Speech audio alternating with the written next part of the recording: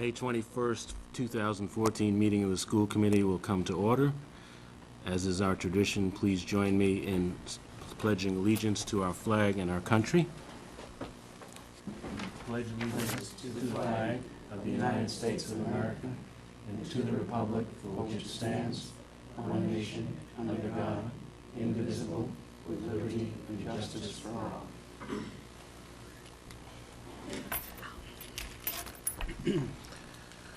I'd like to approve the May 21st, 2014 agenda. We have a few changes. Under the chairman's report, I've added an item called clarification of school committee authority for assistant superintendent appointments.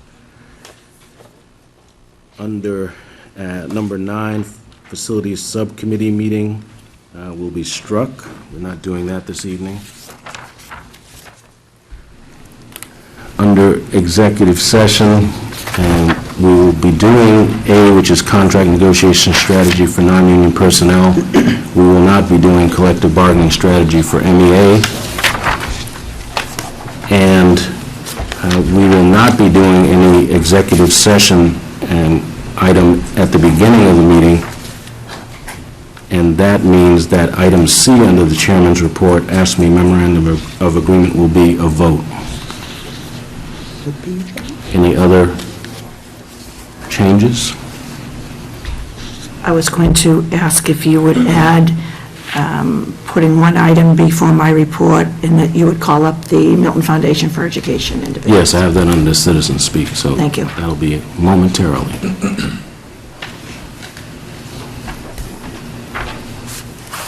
Okay.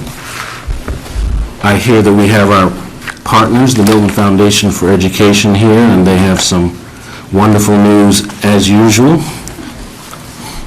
We also have one citizen speak, I think.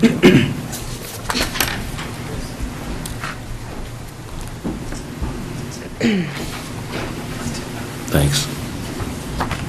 Hi, I'm Rachel Shuey, and this is Margaret Eberhardt, President of the Milton Foundation for Education. Thank you for having me, on behalf of my co-chairs, Courtney Alfanato and Sheila Letty, who unfortunately can't be here this evening. I wanted to share some excellent news regarding the Milton Foundation for Education Celebration for Education event, Power Up, which took place in April. First, we wanted to thank Mary Gormley, John Phelan, and Glenn Pavlicek for their support of the MFE and Celebration for Education. Additionally, we extend our deep thanks to the Digital Learning Committee under the leadership of Mr. Phelan for all of their outstanding work with the initiatives that the MFE has supported over the last year and will continue to support. We would also like to thank the entire leadership committee of the Milton Public Schools, the principals, the curriculum heads, all of the staff teachers, especially the school secretaries of all 6 schools. This event wouldn't happen without the outstanding support from every level of the Milton Public Schools. Sheila, Courtney, and I would also like to thank each of our committee heads and every trustee of the Milton Foundation for Education for all of their help every step of the way in planning Power Up. This event would never happen without such an amazing team and such great teamwork. Finally, the success of the event is in no small part due to our amazing sponsors, especially our event sponsors, Curry College and Beth Israel Deaconess Medical Center, Milton Hospital, as well as every member of the Milton school community who supported the event either by donating or attending Power Up. Thank you to all. As a result of all the generosity, hard work, and enthusiasm of everyone mentioned, we are thrilled to share that Power Up raised over $171,000.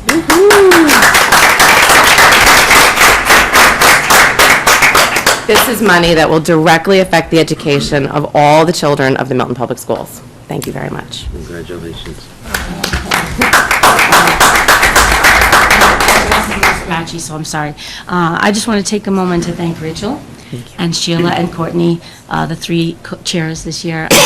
Chairing Celebration, as some of you who are sitting on the school committee know, takes on a life of its own and is quite an amazing experience, and so worth doing because the rewards, not only of raising such a significant amount of money, but getting to know so many wonderful people in the community, getting to know some of the students, the principals, the teachers, everyone, even all the custodial staff in every school, is really what makes it so rewarding. And so I just can't thank them enough for the time and energy and commitment that that they gave to the celebration. It was truly a successful event, and now that we've raised this money, it's going to go to wonderful use. We had a meeting with Mr. Phelan and the technical committee, and they're coming up with a plan to how to implement the money over the course of the next school year. And I just have to say, as I always do, that I'm always so humbled and grateful for the support of every person in the Milton community. It's on and on, it just amazes me how supportive they are. And so thank you to all of you. And have a wonderful and safe summer, and enjoy it. Thank you very much. Thank you. Anyone? No, okay. I don't, Oh, okay. I just have to wait to see if anyone else wants to talk first. New role. I don't think we can say it enough. We are so fortunate to have you as partners. What you've done already over the years has affected the educational lives of every single student in the Milton Public Schools. And that's why your partnership is one of the reasons why this school district is one of the best in the state. So, thank you. Thank you very much. Well said. And I have to say, on behalf of the students, all the students you've impacted, all the students you'll impact in the years to come, all of the staff, we say that you're partners, but you're really a part of us. You integrate into every, as you said, every student's life, every discipline, and we are so appreciative. I tell you, the enthusiasm leading up to celebration really impacts the morale of the school district.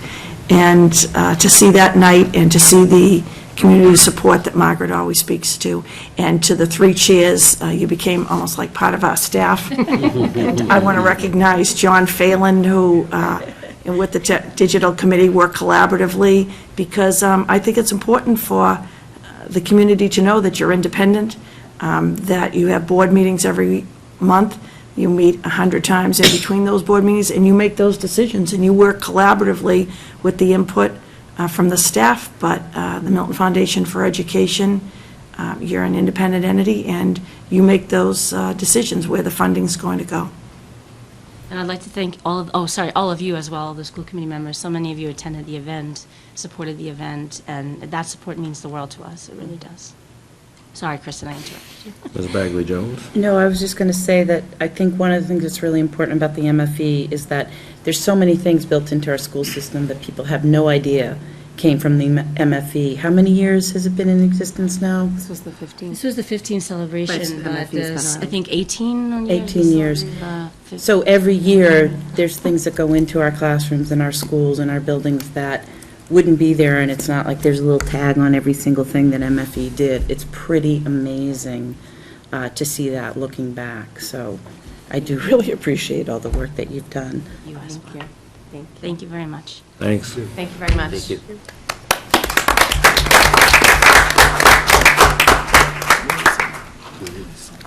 And for citizen speak, we also have Pat Lattimore.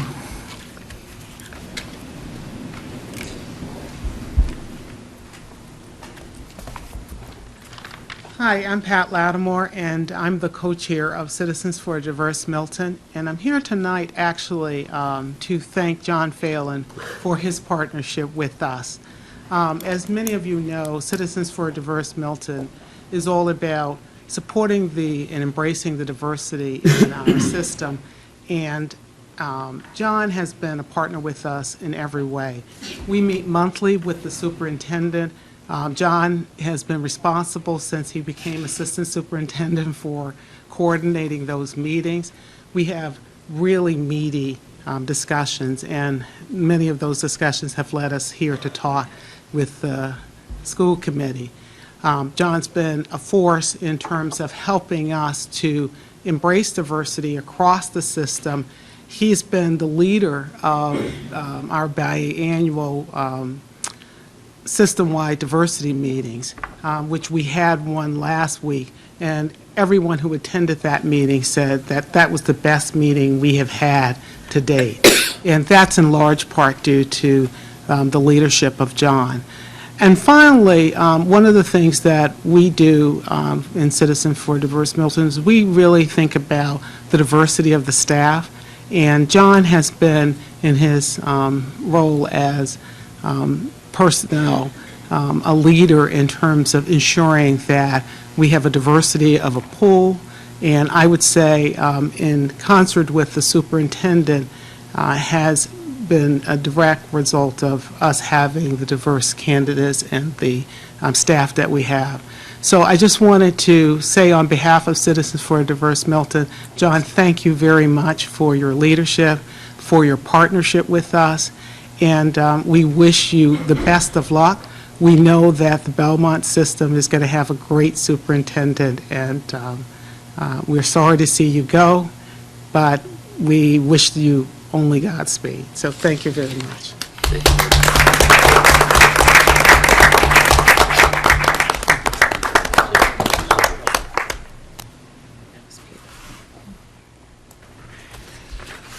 Moving to approval of the minutes for the school choice open public hearing of May 14th. Entertain a motion for approval. Motion to approve the school choice minutes of May 14, 2014. Second. Moved by Mr. Zulus, seconded by Ms. Padera. Any discussion? All in favor? Opposed? Abstain? 3-2.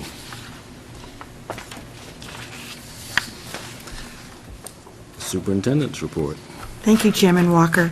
This is always the highlight for the viewing public and the school committee, Dr. Pavlicek, Mr. Phelan, and myself. First, I'd like to ask Dr. Karen Spalding, the principal of the Pierce Middle School, to join us at the table with some very, very special award winners who are published among us. A competition that Dr. Spalding will describe and how they competed statewide and were recognized. Would our peer students join Dr. Spalding at the table, and she'll make the introductions?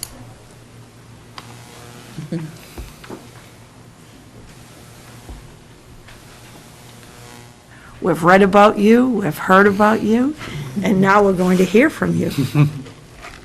Welcome. Thank you so much. Thank you so much for having us tonight. I am very excited to have these young ladies with me tonight. They are 4 of the 11 students who were selected from 2,600 entries.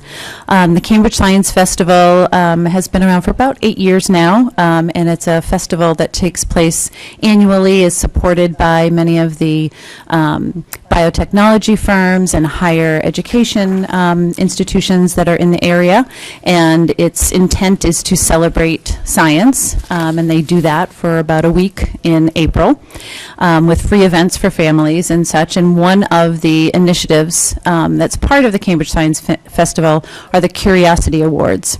And so students can submit drawings or poetry that speak to what they're curious about. And the reason why that's really important is because we know that those who go on eventually into scientific fields are those who began as typically middle school students who had something that they were curious about, something that they wondered about. And so this is an opportunity for students to wonder out loud. And again, we were very excited that out of 2,600 entries, we had 11 that were selected, and they are now published. So they are published in a book, and they were celebrated at a special ceremony at MIT in just this past April. And so I'd like to read the list of all 11, and then maybe these young ladies would like to introduce themselves. They're looking nervous. And I'm going to use my list. So the 11 winners were Caroline Robinson, Jillian Rundlet, Anne Bouchot, Catherine McCarthy, Maeve DeSandro, Dominic Giancaterino, Tina Nguyen, Clarissa Waldman, Hope Bell, Alyssa Lorden, and Penny Sullivan. You can take it.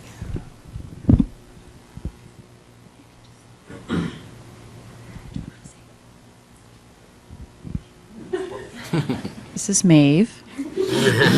Me and I'm Clarissa. I'm Penny.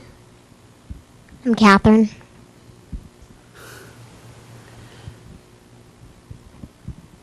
No one wants to say anything else. I'll say a few more things on your behalf. How's that? Dr. Spalding, I don't think the girls are this quiet during lunchtime. They are definitely not this quiet.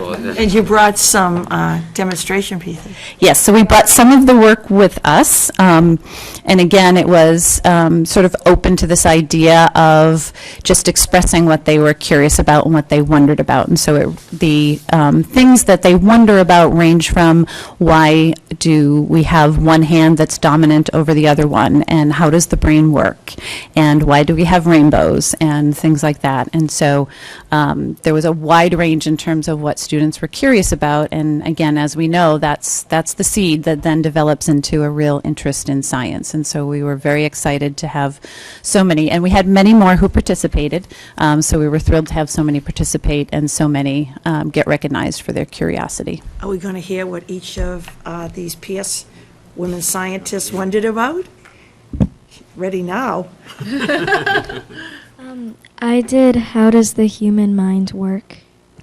Fascinating. I asked if global warming continues at its current rate, in how many years will Cape Cod be underwater? I asked, why don't we think before we do? I asked, how does the respiratory system work?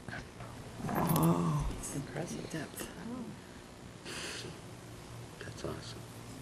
And how many of you participated in the science fair this year? Didn't we have? I thought you did, Penny. Excellent. So we had quite a few participants in the science fair, and hopefully these curiosities will turn themselves into science fair projects for next year, because we've had quite a few participants and definitely want to see more. So thank you so much for working so hard, and thank you for having us to celebrate the wonderful things that students are curious about. Thank you.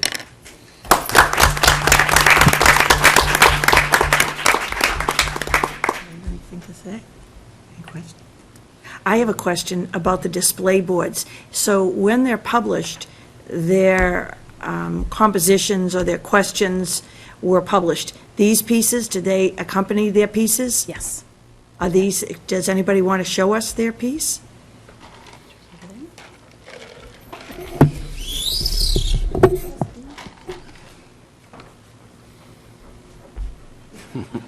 Well, you know what, maybe if they could give them to us on loan, we would keep them at central office tomorrow. We have a lot of parents and teachers going through the offices in the next, if you don't mind, week. And if we kept them on display, I think that a lot of people might enjoy seeing those. Would you mind lending them to us for a week? And the school committee could get a closer look at them during the next week, during when they have meetings. Is that all right? Awesome. Thank you. Ms. Padera? I want to know, and this question is also for you, Dr. Spalding, because I have a feeling you're probably more enthusiastic even than they are. Did you meet anybody interesting, students or teachers or professors at MIT when you went? Anybody interesting? I bet Dr. Spalding did. There's always someone interested in MIT. Anybody? Students from someplace else? Now that you've done this project, are you more curious or less curious? Or were all your questions answered? Someone wants to say something, I can tell. Someone want the mic. Do you want to answer that, Penny?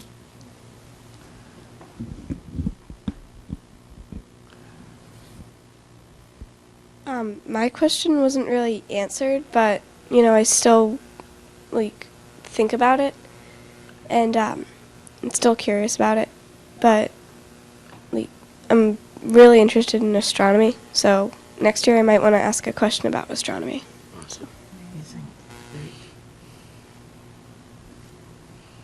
Who had the question about the Cape going underwater? Because there's at least 2 school committee members, not me, that have houses on the Cape that might be interested.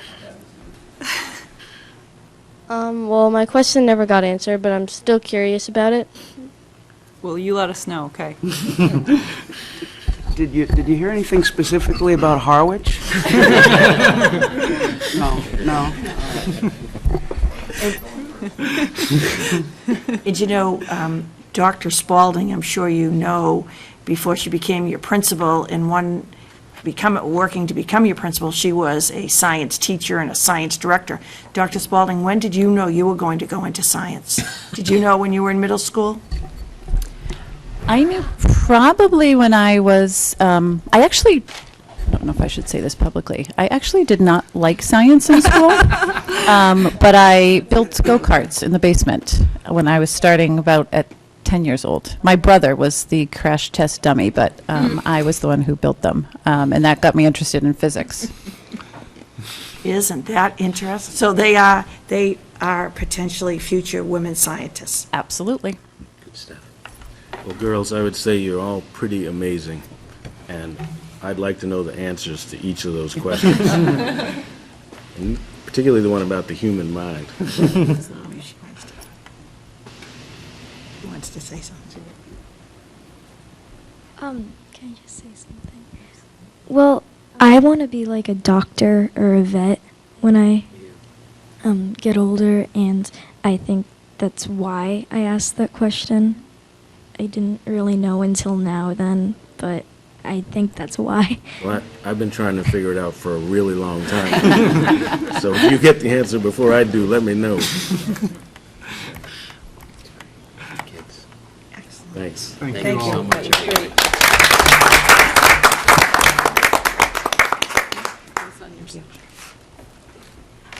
Next, this is an exciting night. After the science, I'd like to call up the Globe Scholastic Art Award winners. I'll take those, Dr. Spalding, I'll take good care of them. We have waited a long time. Milton High School art teacher Karen Hughes is with us. She's going to make the introductions. These artists and their artwork have traveled far and wide and been in display in the city of Boston, so there's a wonderful story to tell. And if you'd all have a seat, maybe we'll pull around a few more chairs so that everyone has a seat. Thank you, Dr. Lagares. And Ms. Hughes, I'm going to leave the introductions up to you. Welcome. These are very busy individuals. We've had them booked on several school committee meeting agendas, so I feel privileged that so many of you were able to come here tonight. So 7 out of 19 winners, I just did the head count, are here today, and some winners were doubled up. But 19 winners in the Boston Globe Scholastics Art Award is our biggest crop yet, I should say. And that's, I have to say, thanks to school committee, because you've allowed us to each year strive to be our best and continue to support us. And every year, John, Mary, you have us here, and whether it's 7 or 9 or 10, and now it's 19. So it just goes to show you how much the opportunities that you've given us have really meant a lot to us and a lot to these guys. They are holding, some of their work is not available. It's been sent to AP in the portfolios.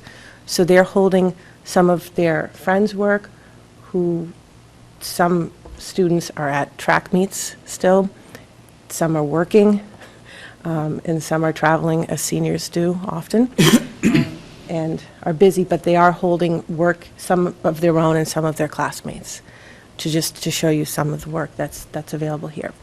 These are the winners. Chloe Buston won a Silver Key. Madeline Collins won 2 awards, a self-portrait drawing honorable mention and an art portfolio honorable mention. Maddie Hoy won an honorable mention for a painting that she is not holding. She's holding Maria Danbrook's painting. We'll get to that. Allison Grassa won a Silver Key. Nancy Marcel also won 2 pieces of work, an honorable mention and 2 honorable mentions, one for her art portfolio, one for a self-portrait. Kate Mulvey, who is holding her work, won an honorable mention for her photograph of mother and child. There's Kate. Kate Papano, drawing of a woman stretching, she won an honorable mention. She's not here. Sienna Smith won a Silver Key for her art portfolio. Rose Zilaba won an honorable mention. Tori Zimmer won a Silver Key for her photograph that Emmy is holding. I know, we were shuffling around.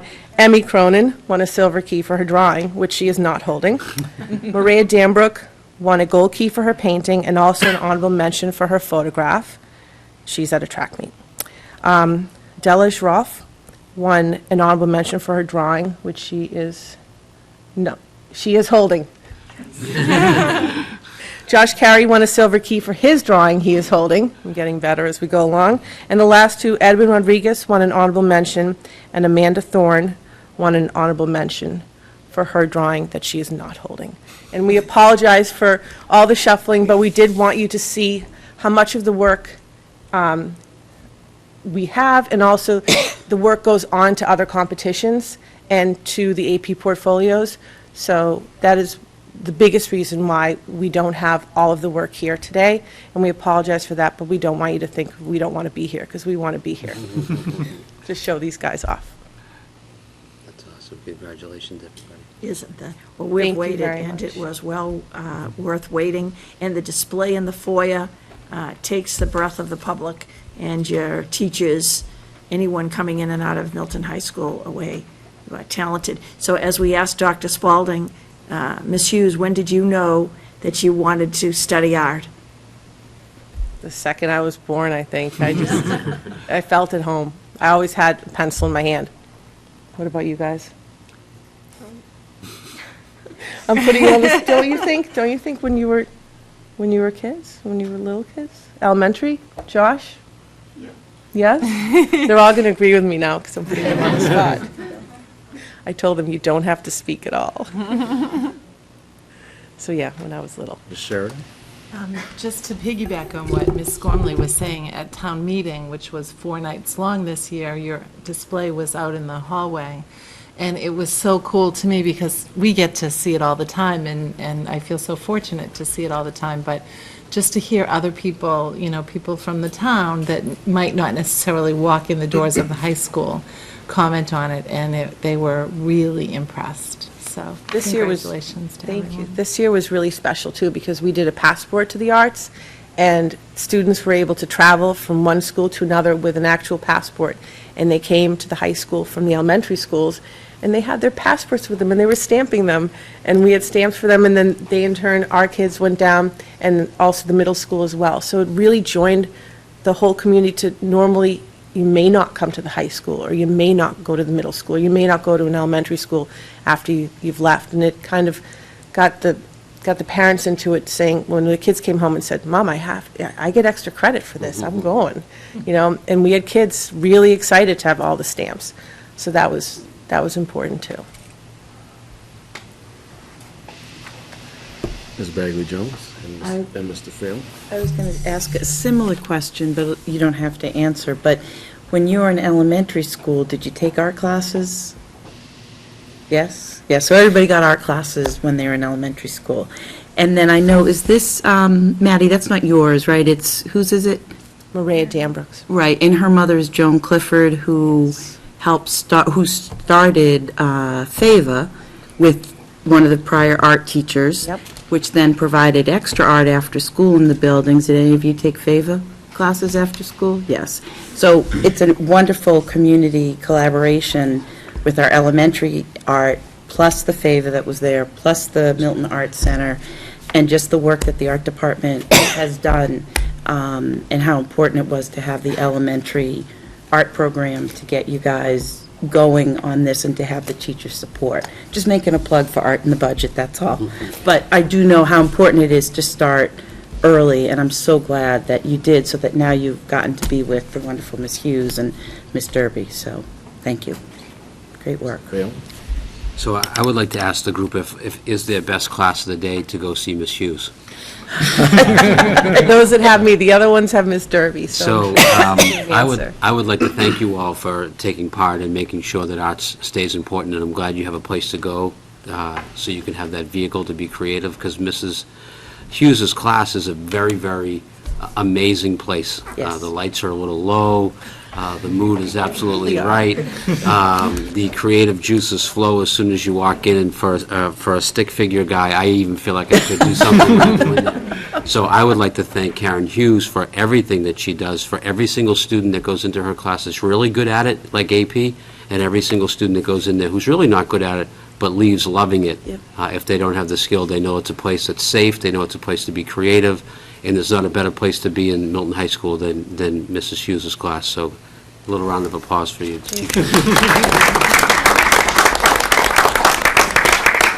Vice Chair Zulus? I just want to very briefly double down on Kristen's support for the arts in the budget.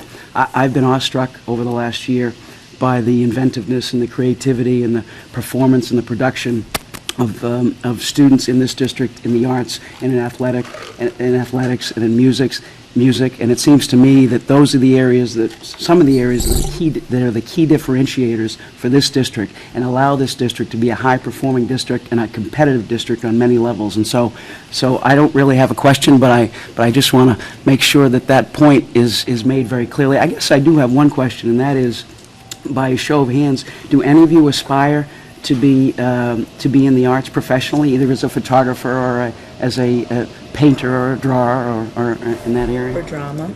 Drama? Drama. Yeah. To study art in college. 4 out of 7, well, that's pretty good. Maddie's on her way to Mass College of Art next year. I've got 2 in the same class that are going, and I've got a couple more majoring in art at Leslie and different schools around. So it's a nice feeling to know that they're going to take it with them. And I think those that don't major in art will always have the arts to use as their home, because it is my home, and it's somewhere I'm comfortable with, and I feel like they're very comfortable sketching, painting, drawing, just taking photographs, and it relaxes them, it brings them to a place where they feel good about themselves, and they feel like they're contributing to something more than just, going in and going to work and leaving every day. So they bring beauty to the world, and they kind of open it up. And just one more plug, sorry. I've spoken to a lot of high schools and art teachers and programs around, and Milton has an incredible program. And to lose any of it would be a disservice, just because I see the numbers in AP students, and I've spoken to teachers at an AP conference. I asked them, how many students do you have in AP Studio Art? And one said 2. And then they said, how many do you have? I said, 19. And they looked at me like I was just nuts. And they're like, what do you mean you have 19 students in AP Studio Art? I said, oh yeah, it's an incredible course. It's very rigorous. It's everything AP should be. And so to have 19 kids coming out of our program as seniors, and they're taking the AP exam, is a huge thing for Milton. And it just means that, we're just going to keep going and get better and better, and there's no stopping us. So. Good for you. Thank you. Well, congratulations to all of you, and as you can see, you have our support. Thank you. Thank you, Ms. Hughes, high school student. Thank you. Next, I'd like to ask to join us at the table Dr. Life Ligeros. First, I'd like to introduce Dr. Ligeros to the school committee and the viewing public, for those of you who haven't had the pleasure. And we have some special news before we begin. Dr. Ligeros recently completed his dissertation. He's going to be hooded this week. And so would you join me in a big round of applause? And he has brought his leadership to the Milton Public Schools. He's worked collaboratively, kindergarten through grade 12. Your knowledge, expertise, and your experience in the area of math and curriculum development. In the short time you've been here, you're making a difference and raising the bar for all of our students. And on behalf of the Milton Public Schools, I want to thank you. And so, Life, before we turn it over to you, school committee member Mary Kelly and several other school committee members had asked about the Common Core. We've had presentations all through the year referring to the Common Core and our work on the standards. And so I've asked Life if he would join us tonight and give an overview. He's worked with John Phelan, and I'm going to turn it over to you, Life. Thank you. And thank you very much for having me. Sorry, guys, that my back is kind of to you. I need to see this, too, so. Tough acts to follow, right? We had the brilliant, creative, innovative scientists and the amazing artists, and then now we're going to do a PowerPoint, so enjoy the ride. I'm going to try to keep it fairly brief. I'm going to give you guys an idea of the process that brought us to this point in terms of the development of the Common Core and particularly the adoption in Massachusetts, and try to also give you a flavor of what the content of the Common Core is in mathematics in particular, that's where my expertise is, but also talk a little bit about English language arts. So we'll start with the timeline. I think I was probably tapped to do this because I was at the Department of Education as this was rolling out. I was the director of mathematics at the Massachusetts Department of Elementary and Secondary Education. And so I'm essentially going to try to condense, several years of my life work into like 15 minutes here for you.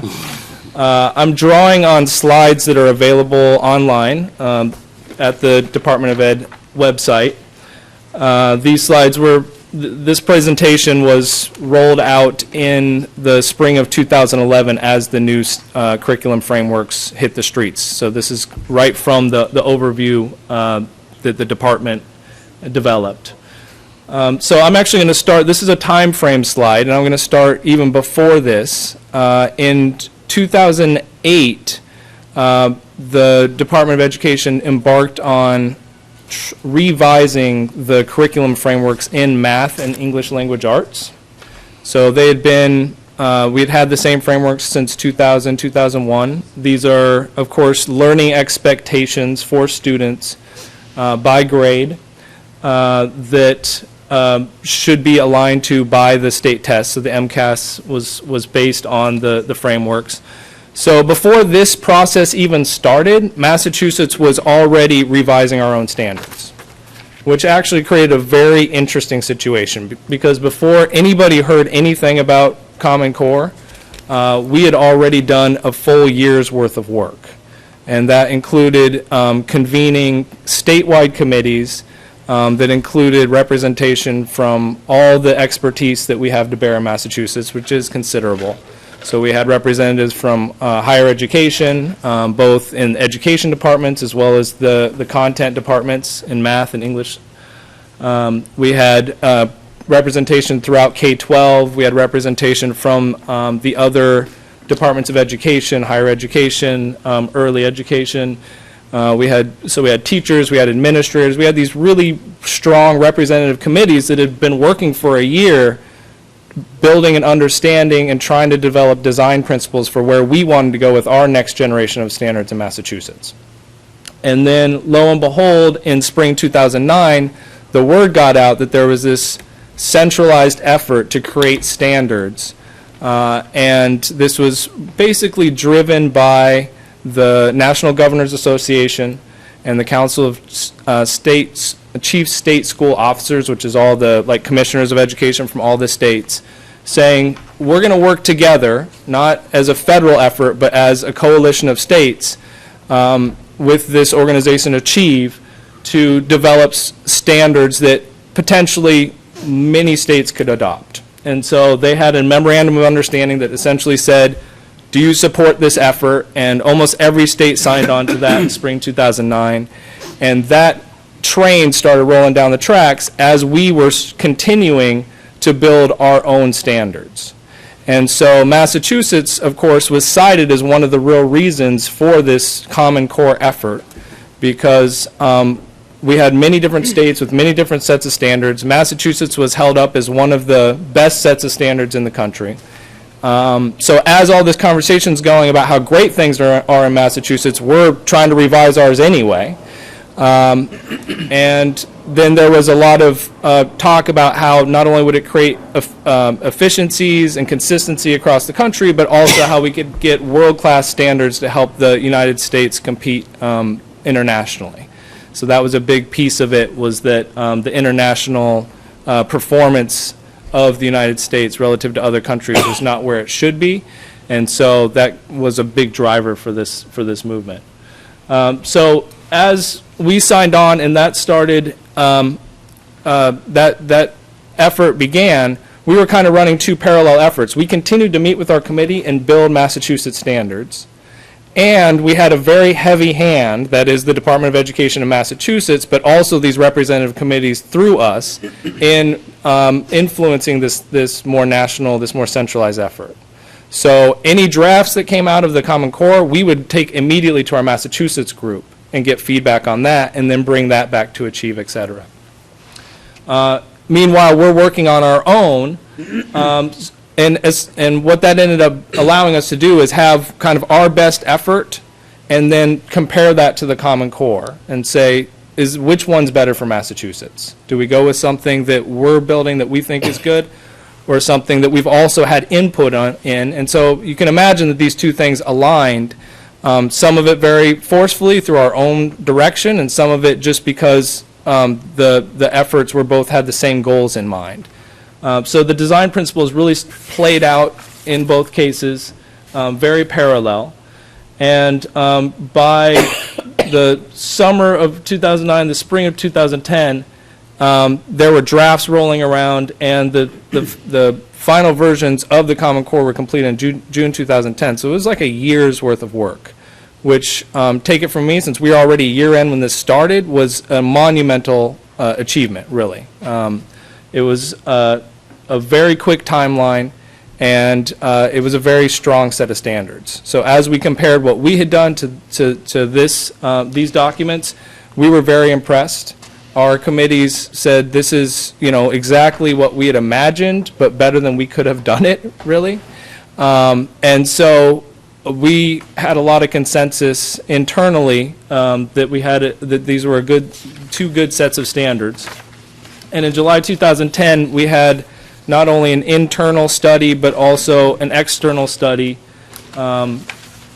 commissioned by the Massachusetts Business Alliance for Education, and bringing in a third party, Wested, that compared the standards side by side, the Massachusetts standards and these Common Core standards, and showed that both in ELA and math, that the Common Core was as rigorous or more rigorous than what we had and where we were going. So that was a nice external look at things to say, these are a strong set of standards, not only from our view, but also in terms of evidence. And so the board did adopt the Common Core in July 2010. Then we took that and put it into the Massachusetts curriculum framework. So we basically took all of those standards wholesale. We had the option to add up to quote-unquote 15% that some of you may have heard about. We really kept that to a minimum. We just added a handful of standards, and probably the most significant thing was to add pre-kindergarten standards to both the ELA and the math. And then after we had done that, we had public comment, et cetera. And then in December 2010, the Board of Education from both elementary and secondary education, as well as early education and care for the pre-K part, adopted these standards wholesale. And those are the curriculum frameworks that we have today. This is the math one. This is a nice shiny new copy. This is not my copy. No. My copy is disintegrated. And so that's what we're using today. And to go beyond this timeline then, 3 years into the future, these standards are fully implemented now. So the MCAS that just happened was the first MCAS, for example, that included all the standards, all the new standards. And of course, next year, the possibility of PARC, which I think John Phelan is going to get to after this. So the rest of the slides will go way quicker, trust me. That one was serious. I have 55 more, but I'm going to do them quickly. So this is just a list of all the states that have adopted it. It's about 45, so it's almost all the states in the country, Massachusetts being one of them. The intent of the standards on both sides, one thing that makes it different is that it talks about college and career readiness as being the goal. And so these standards started with that as the goal. By the time students graduate, they will have hit this college and career readiness achievement, and then it back mapped from there what has to happen every year to make that happen. So it was a nice, coherent design plan, and it came together really nicely. They're defined, college and career readiness is defined slightly differently in the two subjects. And ELA and literacy, there are some anchor standards, and then the standards in high school sort of get to that college and career readiness line. In mathematics, it's more concrete. There's actual topics in high school. The standards include some topics that are sort of beyond the college and career readiness line. So if you ever looked at this document, you'd see some standards in high school that have these little plus symbols, and those are past the line. It essentially goes up to Algebra 2. So the idea that if a student completes Algebra 2, they're ready to, if they've mastered it, they should be able to take credit-bearing coursework in college. This quote is just to point out that really the intent behind all of this was to make a real change in the way teaching and learning happened.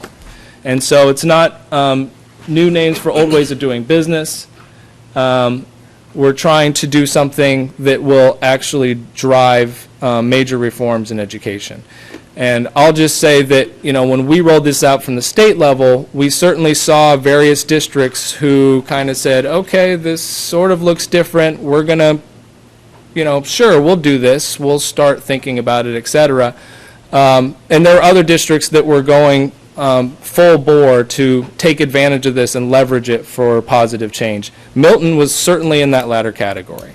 So I've been here for a couple of years, but in the 3 years of implementation before I came here, under the leadership of John Phelan, across the district, certainly my experience at Pierce, with James Jett as the principal there before I came, Amy Gale as the curriculum coordinator, they did amazing work. They were ahead of most districts in the state, and that hasn't stopped. So I just want to put in a plug for the leadership as well as the teachers across this district just embracing this and really taking this as an opportunity to change, which of course is not easy.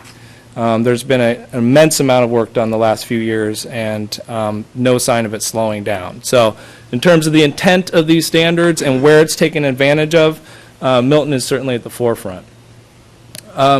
So just making the point again that the Department of Education was very heavily involved in the development. So we felt that we had a representative group, and we had a lot of consensus in the state around it.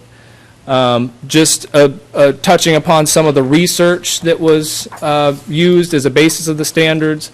Of course, the professional associations like the National Council of Teachers of Math, the American Diploma Project, which was done by Achieve, the national assessment, the NAEP, as well as these international assessments such as TIMSS and PISA. So it was kind of they brought together all the best research and brought it to bear in a genuine way.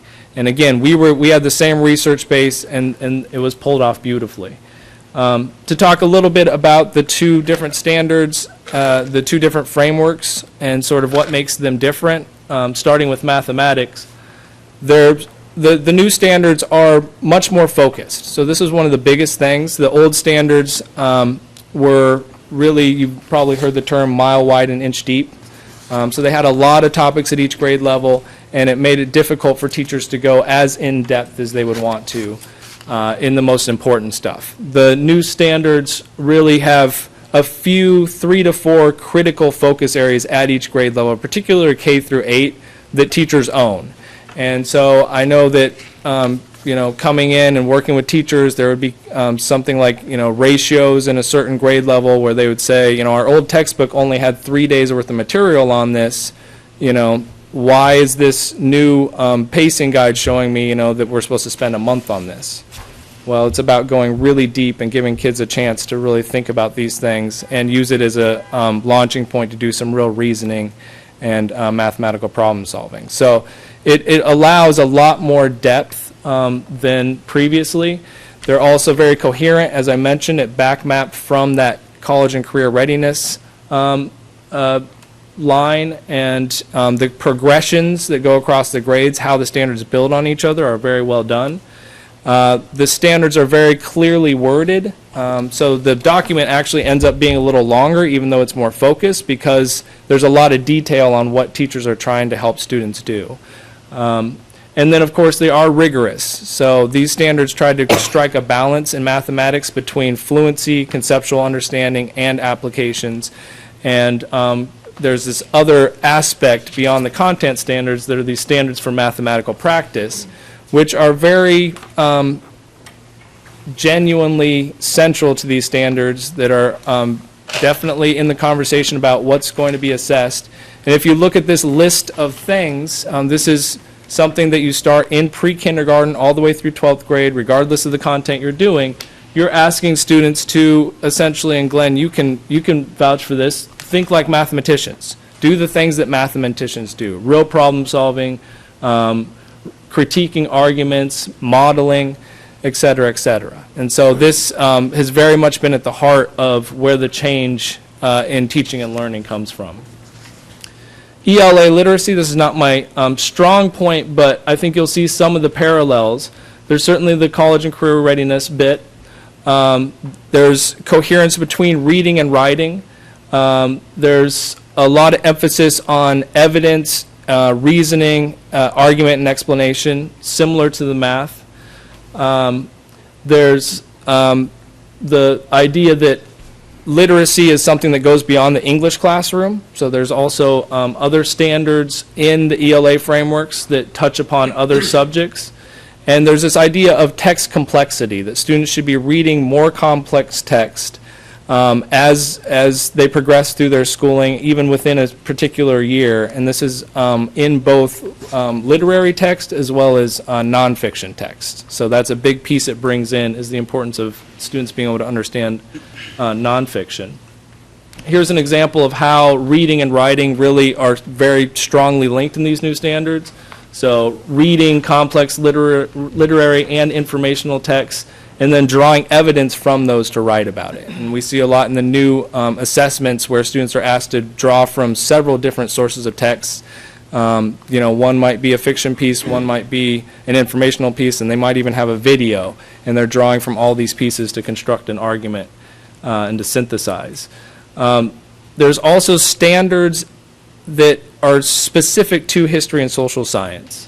That are literacy standards. There's standards that are specific to technical subjects. So again, this idea that if you're a science teacher, you're also teaching students how to read and write well. And that would be, of course, mostly focused on informational text. So just, again, this kind of idea that we're helping kids learn how to be thinkers and researchers in a way that parallels those standards for math practice. This just shows how it's broken out, that there's actually sections on standards for literacy in history, social science, and literacy in the technical subjects. And those other literacy standards really focus on reading and writing, whereas the other ones have speaking and listening and language standards. My biggest takeaway from that is just seeing the parallel.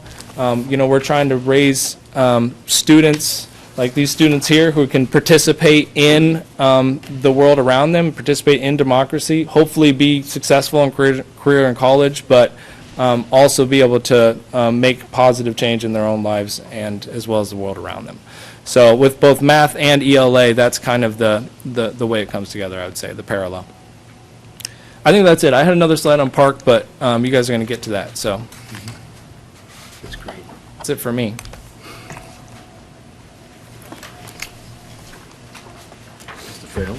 Well, I'd like to thank Dr. Lagueros, because it's not in every school committee meeting across the Commonwealth that you can have someone present on a subject and have that person be employed by the local district that actually has a hand in the statewide workings and the national workings of the curriculum that all of our students are responsible for and our teachers are responsible for. So I'd like to thank him for being here and allowing this subject to kind of be brought to us in very easy terms and in a very relaxed manner where you can kind of get a handle on the work that's being done with the Common Core. And I'd also like to say, and Life had done this earlier, is thank the teachers. The administrators have worked really hard with teachers to understand how the Common Core is a different type of document and does promote a different type of engagement with students that is a lot more comprehensive across subjects. And they worked really hard at understanding what they were and shifting their teaching so we could shift the learning. And I think Milton has done a very good job, and it's really all comes down to the classroom. The teachers did a great job. They've worked hard at it, and they continue to. And this is a nice summary of how this work has impacted the Milton Public Schools. Thank you. So, Leif, this may be a question for you or for Mr. Phelan, but what percentage of our elementary, middle, and high school curriculum now complies with these standards?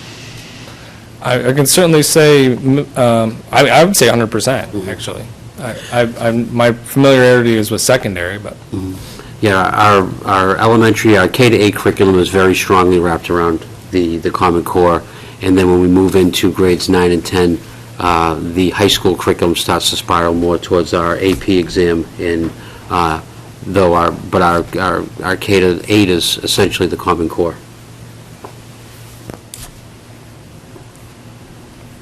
Vice Chair Zulus? Thank you, Dr. McGarris. The Common Core is not without its controversy or without its critics. I was wondering if you could address two of the criticisms that I've heard, primarily in the media, not with respect to Milton. One is that the Common Core somehow dictates certain materials for curriculum that may have a certain political bent. That's one thing that, if you could address it, I'd appreciate it. And the second is that the Common Core requires excessive testing and excessive focus on things that create more anxiety in students. And so I wonder if you could address those two things. Absolutely. The political one I'll address pretty briefly. I have not seen evidence of that. I mean, certainly in mathematics, it's fairly apolitical. But if you read the English language arts standards, they're about more the form of thinking, the type of thinking, the type of intellectual tools we're asking students to have, not what they should think about.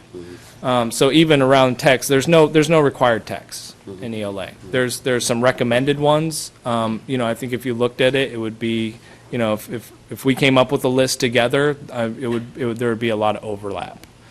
And there's been a lot of things circulating, even in terms of math, where, Common Core math, look at this silly worksheet that, my kid brought home and things like that. But there's no, official Common Core math per se. So, every publisher, every worksheet out there, it's going to say it's Common Core math. I mean, it would be ridiculous not to, especially if they're trying to sell it. And there's going to be some bad stuff out there. So it's how it's used. So I wouldn't give much credence to the political piece. In terms of the anxiety, what I would suggest is trying to separate out the standards themselves from the testing and accountability. They're different things. The standards, provide a set of learning expectations. I think it's debatable whether the standards comprise some aspect of the curriculum. Some people say it's not curriculum at all, it's just learning expectations, and then you create curriculum around it. Some people say, well, it's getting into curriculum because it has, stuff about kind of how students should think about certain math concepts or something like that. If it is curriculum, it just dips into it a bit. But it's certainly, the standards are not tests. And so, of the 45 states who have adopted, I think 17 are using the PARCC assessment. 23 or so are using a completely other consortium, this Smarter Balance one. There's ones that are working with College Board. So the assessments are not tied to the standards at all, and you could imagine a policy where you adopted the standards as your learning expectations, and you didn't have assessment and accountability at all. So those things are not necessarily coupled. I think that the standards allow assessment in a more coherent way. But if you want to think about where that anxiety comes from, it's really around the assessments and accountability piece. So I would just think about separating it out a bit. Dr. Pavlicek? Just to jump in on that a little bit, part of the alleged politicalization of it has to do with the fact that when you start doing things differently, and Common Core is not just a list of topics, but it's these standards for practice. And you say you have to read in a math class, and you have to be able to explain, and you have to do all these different things. You inherently make some people uncomfortable because it's not the way they learned. Same thing happened in the late 60s with the quote-unquote new math, and, Tom Lehrer made a couple nice songs about that. But, it was different, and therefore, was looked on as strange and bizarre and politicized and so forth. There are different ways to do things, and people, when they start seeing things different, sometimes are a little more or less comfortable with it. And it doesn't help when, your third grader brings home something that you've never seen before and makes you feel like you're some sort of a fool. But it's just a different way of looking at things. It's not the, here are 100 additions on a chart, can you do them in 90 seconds, that many of us grew up with.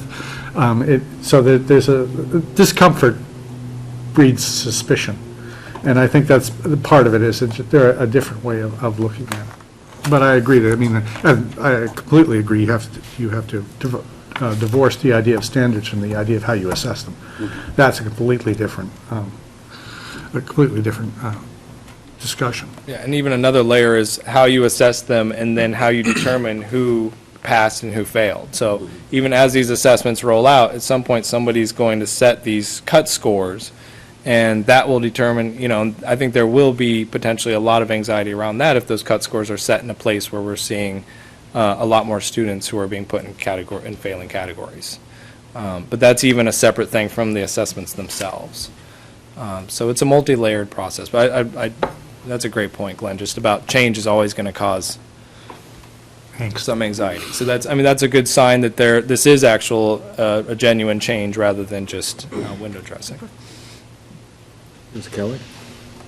Thank you very much for this presentation. So going back to mathematics, where you described previously we sort of did a lot but only went an inch deep, and now we're doing less and we're going deeper.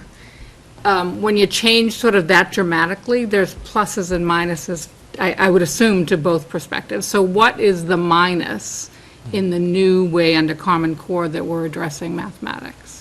I think the minus is that it puts a lot more pressure on the system to get it right at each grade level. So when it's broader and you're doing a lot of topics and there's less coherence in terms of topics building on each other, you have something that's more close to what you might have heard of as a spiraling curriculum, where the same topics show up in several different years. And that's certainly not the way that it's working with countries who are successful internationally. But in the U.S., where we have, a very diverse population, we have to be very careful that, students are reaching those expectations year by year, because they're not just going to come back around again, naturally.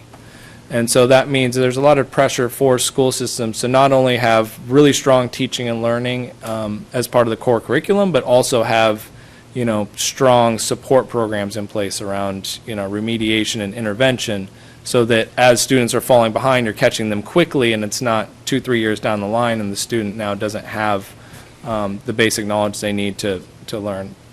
So in a district that does get its share of students that are coming from other districts or, coming in new, it seems to me that from a system perspective, we need to create those, whether it's an initial testing that sort of gauges what they, may have missed along the way, and create what would be, and I don't know how you address this, but I would love to hear your ideas on how do we bridge those gaps, right? So if somebody comes in and they've missed, I don't even know how to describe it, but they've missed considerable portions of where most students at that grade would presently be, right, given our continuum, then, is that we're having the child come after school for, a considerable amount of time, or how do we address those kinds of gaps? Yeah, we need to create more opportunities outside of school, certainly strengthening the support programs we have in school. So at Pierce Middle School, we have extra classes for students who might need support. That includes students with disabilities, as well as students who may not have reached proficiency in the previous year. So we'll actually provide them with, what would be an elective, that they have an extra class in math and/or in English language arts. And then it's making sure those classes are really tightly aligned with the curriculum, so students are getting exactly what they need. So you have the assessment piece, and you have them learning what they need to access in class. I mean, on the plus side of this, when you have a spiraling curriculum, sometimes there's a tendency to say, well, the kid didn't get it, but, they'll get more shots at this. This does kind of create a more of an urgency to say, we have to make sure that they know this well so that they can build on it. Mr. Fallon, and then Ms. Kelly, So, and to then Mr. McCarthy. to follow up on the thought of what do we do for folks who are not making those benchmarks, I think fits exactly into the school committee and the school department and administration's proficiency gap initiative that is part of our advancement budget. So to use as an example, Pierce Middle School with Dr. Spalding and Dr. Lagueros, we have math investigations that happens during the day. We have an after-school academy for folks who aren't meeting with success. And those folks enter those programs based on unit assessments in math that they take regularly, that all students take. So although we don't maybe give an examination or an assessment to folks when they come in initially, everybody is taking continuing cumulative assessments.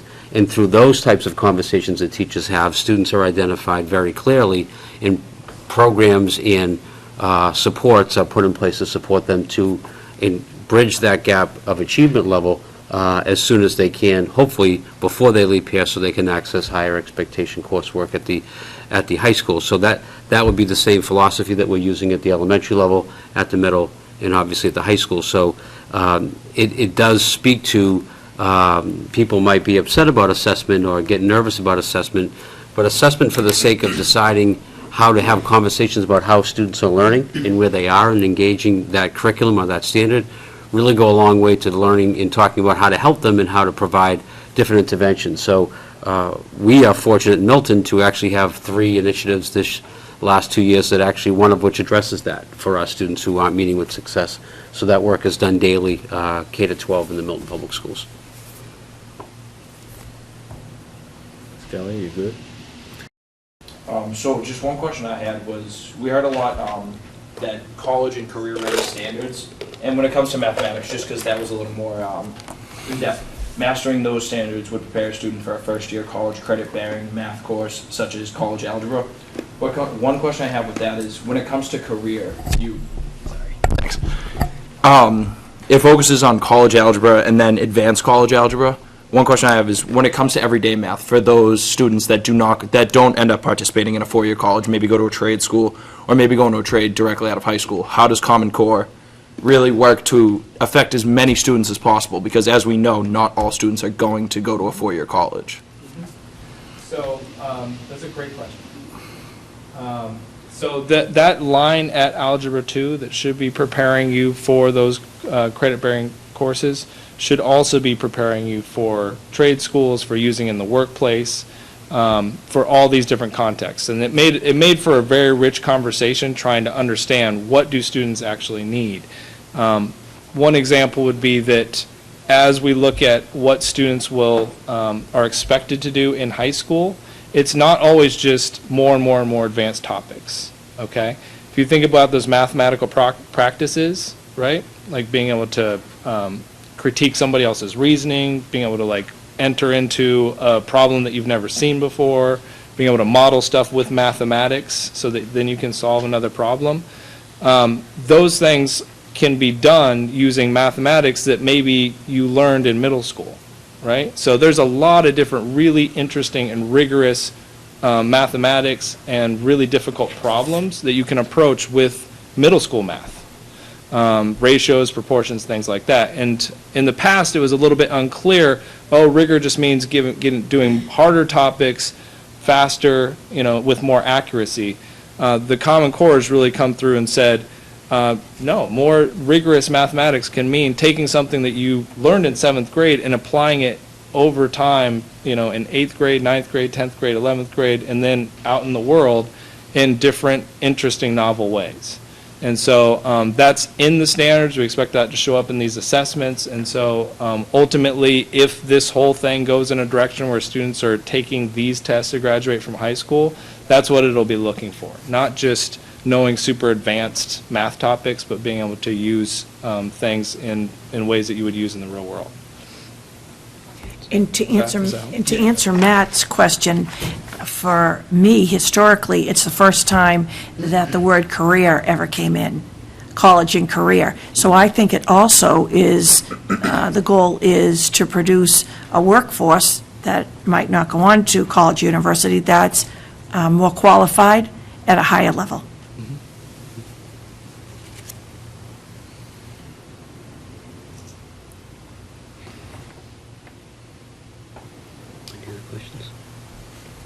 So, Ms. Kelly, when it looks like you have a question, but you don't actually. I just can't frame it correctly. So, the standards for math go through 12th grade? Yep. And so, in terms of course offerings now, there's that typical algebra, I don't know, what is it, geometry, calculus, or whatever. But now we're, to your point, which I think is a great one, not everyone's going to take those advanced. Are we saying that we should be, as part of preparation for students who won't be going on to college but will going directly into a career, we should be developing courses that sort of, I guess what I'm thinking of is the IMP courses that we used to have that are much more practical, project-based, that integrate, not just mathematics, but all other kinds of things, plus the skills to work in teams that I think maybe Common Core is looking for. I don't know. I guess that's sort of what I'm trying to see. Because typically, we've been always talked about one track. It's one track. You're basically college. Now, I think you're introducing the career readiness component, and what does that look like in mathematics at 11th and 12th grade? So I saw that John was interested, but I'll just say one way to look at it is that as this conversation proceeded about what's needed in careers, what's needed in college, in the modern day, they very much converge. So as we're talking about the educated citizenry, and we're talking about people who can really think genuinely and make arguments and bring evidence to bear and solve problems, you need that whether you're going on to college after high school or whether you're going right into the workforce. And so there was a lot of convergence there. And, in Milton, we don't have the algebra, geometry, algebra 2. We have these, we do have integrated sequence of courses. And so all students will do that course 1, course 2, course 3, which will get them through that content they'll address that content for college and career readiness. And then some students will do that on a more accelerated track, more accelerated pace, so that they'll be ready to do calculus in their senior year. And other students will be ready for other types of mathematics, be it statistics, or it could be courses that are more applied, like you were referencing. Got it. Did you want to say something else, John? No, I only wanted to say that I do think that the district, and I believe you and Michelle Cruiser at the time, and Dr. Drotta prior, had a vision of the course 1, 2, and 3, which to me, and when we presented at the school committee and when we actually have implemented it over the last few years, every single student is going through course 1, 2, and 3. And that involves algebra 1, geometry, and algebra 2 standards and expectations. And what used to happen is some students used to get stuck a little bit after algebra 1, and they would cost them a year or so. And so I think that to Milton's credit, and why we have 96% or so of our students who proficiency or advanced rate at the high school, that all of our students are accessing that high-level math. And to Mr. McCarthy's point, and to Mary Kelly's point, and to Life's, there's nothing bad about that. Whether you want to go on to a trade, or you want to go on to college for math, or you want to be in robotics. So that kind of challenge and rigor and mental gymnastics that involves successful completion is a really big deal. So what does it look like after that in 11th and 12th grade? Well, it's AP math courses that students can take. It's physics, it's robotics, it's computer science, it's programming. All of that rigor in math allows students to be that much more prepared for and able to engage in that type of work.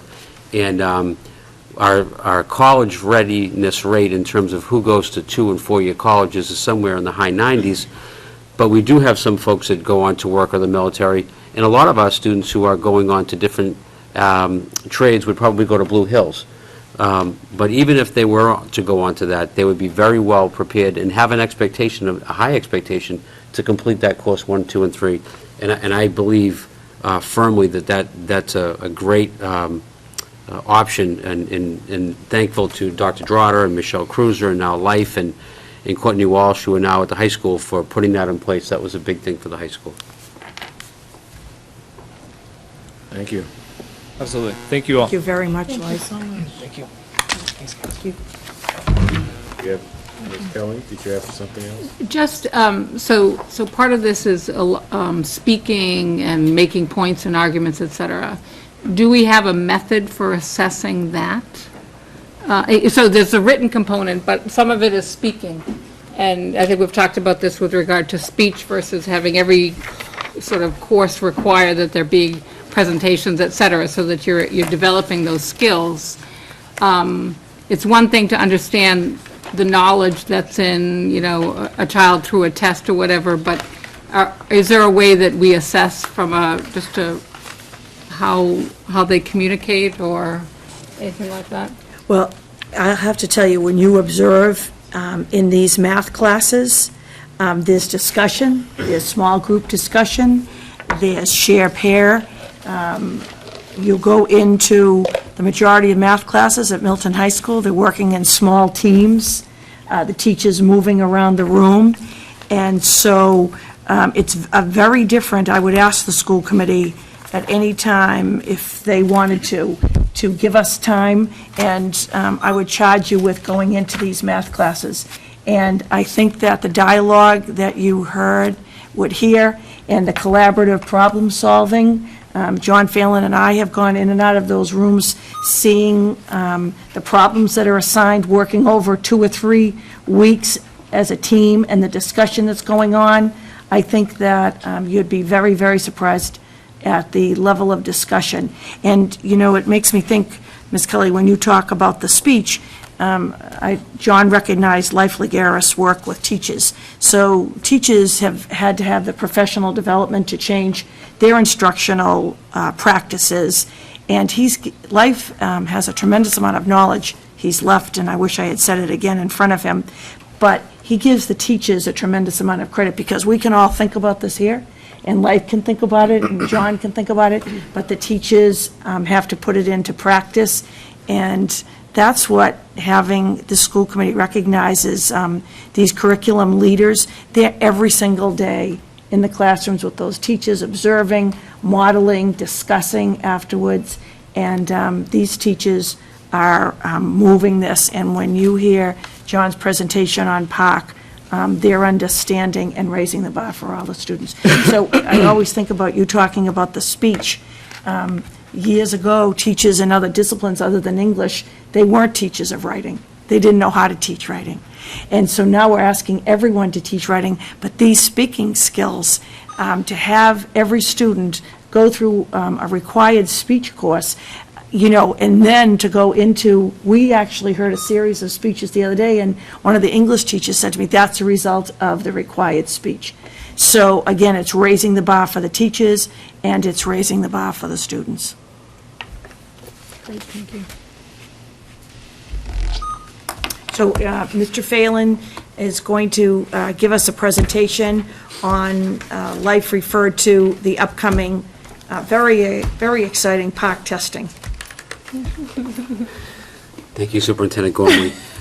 Just to bring everybody up to par with what Park is, if you haven't been involved in education, you may not know, but our current MCAS assessment system that is employed in Massachusetts is transitioning to have a new assessment conducted for all students, and the new acronym and the new term is called Park. This year, we had a pilot done in the state of Massachusetts, and Milton participated at every level, and we had a very successful piloting of Park in each of our schools at selected grades and in selected subjects.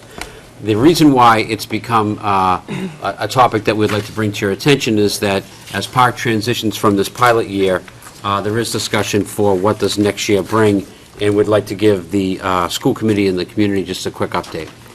So we're going to talk about a park timeline that has been put in place by the Commonwealth of Massachusetts. Also, an update on the field test that was done this spring of 2014 in the state and in our own local district in Milton.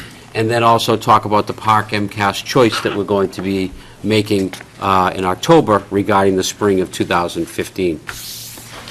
Just a quick timeline, and like Dr. Lagueros, these slides have been lifted from the DOE and the DESE, the Department of Education website. They have been taking a tremendous amount of energy and effort to provide districts with information to explain and decide and reflect on this new park assessment. So in 2013, the federal group votes to have a 2-year test drive of the park assessment. In March and June of 2014, those pilot exams took place. They did take place here in Milton, Massachusetts, in each one of our elementary schools. We had park piloting in every elementary school. Next year, in June and then through October 1 of the school year that we will approach, districts will have to choose between taking park and MCAS, and I'll explain a little bit about that later. And in 2015, the operational park and MCAS testing will take place. And what operational means in that terminology is that the scores will count at that point in time. And they'll begin to count, and they'll be taken together with your MCAS, and they'll be brought forward to measure student growth. Whereas the park exam that was taken this year in spring of 2014 was just to assess and discuss questions in the implementation, not necessarily for the data to count on behalf of the district. So the state park field test that happened in the spring of 2014, approximately 81,000 students took part in the assessment. In March, they had, through April, they had the performance-based assessment, that's the PBA. That window of time, students participated in ELA and math PBA assessments. Over 41,000 students took the test online, and 17,000 took it pencil paper. You can still take it in pencil paper if you wish. And just as we speak right now, the Glover went today, and the Pierce Middle School will go over the next week. The window of May 5 through June 6. The end-of-the-year assessment, or the EOY assessment, will be conducted and engage about 33,000 students online and 14,000 students in pen and paper. So what did that look like for the Milton Public Schools? When we piloted Park this year, and still are actively doing so, all 6 schools participated.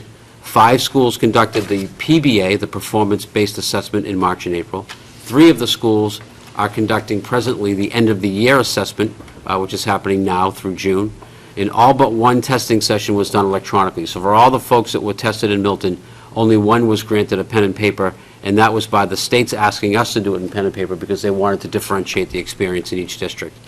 The total of Milton Public School students who were tested and involved in the pilot of Park, approximately 170 at the high school, 250 at the middle school, and 200 in the elementary, and that was in the subjects of math and ELA. So to stop here for a minute and just to give a lot of credit to the folks who deserve credit, we had several meetings with the leadership team, inclusive of Bob Patterson, to ensure that not only were we ready in terms of the rigor and expectation for our students to be able to take part academically, but also for the district to be able to provide the capacity in the technology area to ensure that this testing would go well. There was definitely a learning curve that was expected because it was a pilot, and that not all districts were as prepared as the Milton Public Schools. And I will say now, and probably say at the end, there is a huge thank you to the Milton Public School School Committee, the Capital Committee, as well as the Milton Foundation for Education and the Copelands for putting in place the infrastructure and the devices that allow students to take part in these devices and activities during the school day, that make it easier for them to be able to access and take the exam online when they did this pilot. So in terms of the back of the house technology and the front of the house of the taking of the Park exam, we did a very good job this year, and some districts really struggled, and Milton Public Schools was very well prepared. So Milton Public Schools, over the next few months, has to ask the question, will we choose to do park in 2015?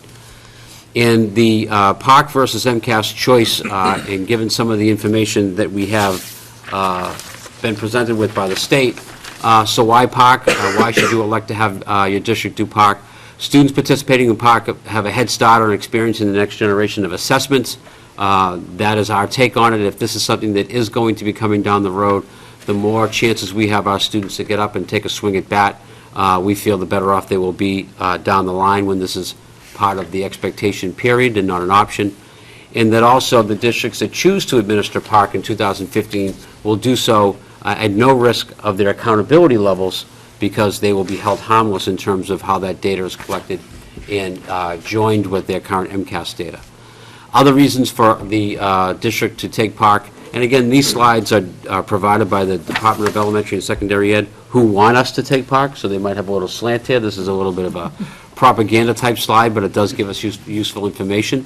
PARC will provide both paper and online, so it doesn't force districts to have to do it online, even though we are prepared as a district to do so. Generally speaking, there'll be no double testing, and I'll talk about that a little later when it comes down to the high school grades. And PARC will not cause any interruption to your students' growth percentiles, as they have figured out the algorithm to join your MCAS data for every student in district to the PARC data. That has been statistically figured out, and they have guaranteed that our data will be seamless in terms of student growth.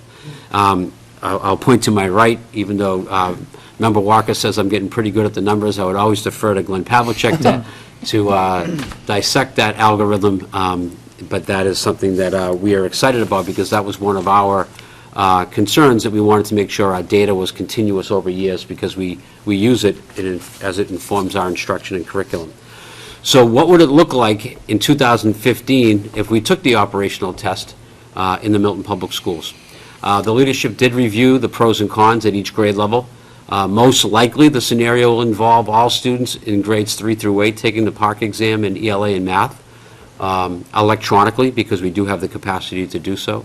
The leadership team has made some inquiries with the Department of Elementary and Secondary Education to talk about what does it mean for grades 9 and 11. There's definitely some areas of grayness that we want to explore before we commit. Regardless of that, students will, in grades 5 and 8, will take the traditional MCAS in science and technology and engineering, because those PARC exams are not prepared and ready yet.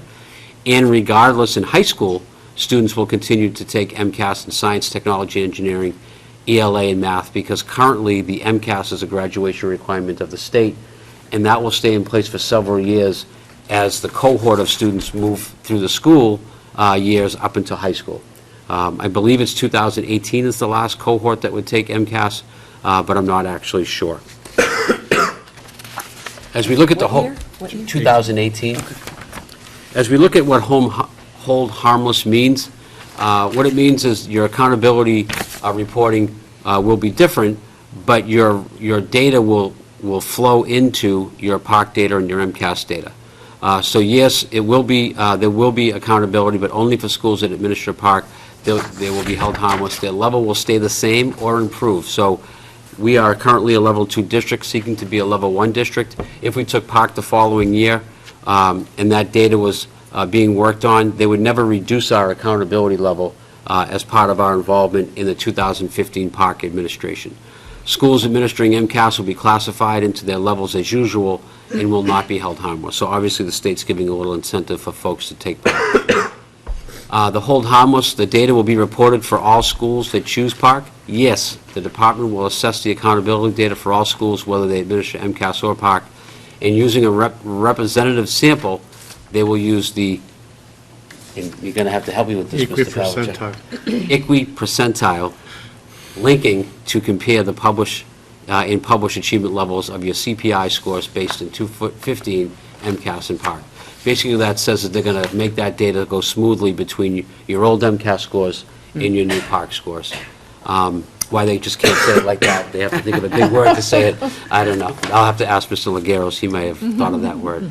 The ESE will calculate reliable student growth percentiles for schools that administer PARC. So that's a big deal for us, because we feel the student growth percentiles are at the core of what we want to be able to analyze and review on behalf of our schools, but more importantly, on behalf of groups of students that we want to all keep an eye on, and individual students, which is important to our teachers and our parents. Lastly, there is a timeline that the state has put out that introduces decisions that need to be made on behalf of districts in relation to their deciding about park in 2015. So we are sitting at our choice deadline to talk about whether or not 3 through 8 should be working with park in 2015, but the real deadline for the district will be October 1, 2014, where the final day, that will be the final day that districts will have to tell the state and submit their park assessment grades and how they will take part for 2015. So I would like to say out loud again, thank Amy Gale, Courtney Walsh, obviously the leadership of Superintendent Gormley, as we gathered groups of 20 administrators and teachers over a period of 5 or 6 2- and 3-hour meetings to get ready for park, to Bob Patterson, who provided the infrastructure and technology support, and his crew of only 2 to do that. And we learned a lot about how students are using the exam and accessing the exam online. We learned a lot about what the rigor will look like in the content of the questions and how it relates to the standards and the Common Core as presented by Life Lagueros. So in the true sense of a pilot, the district did learn a lot this spring. We think we learned a lot about what the exam will look like and what students should know and be able to do to be successful and how that matches up with our standards.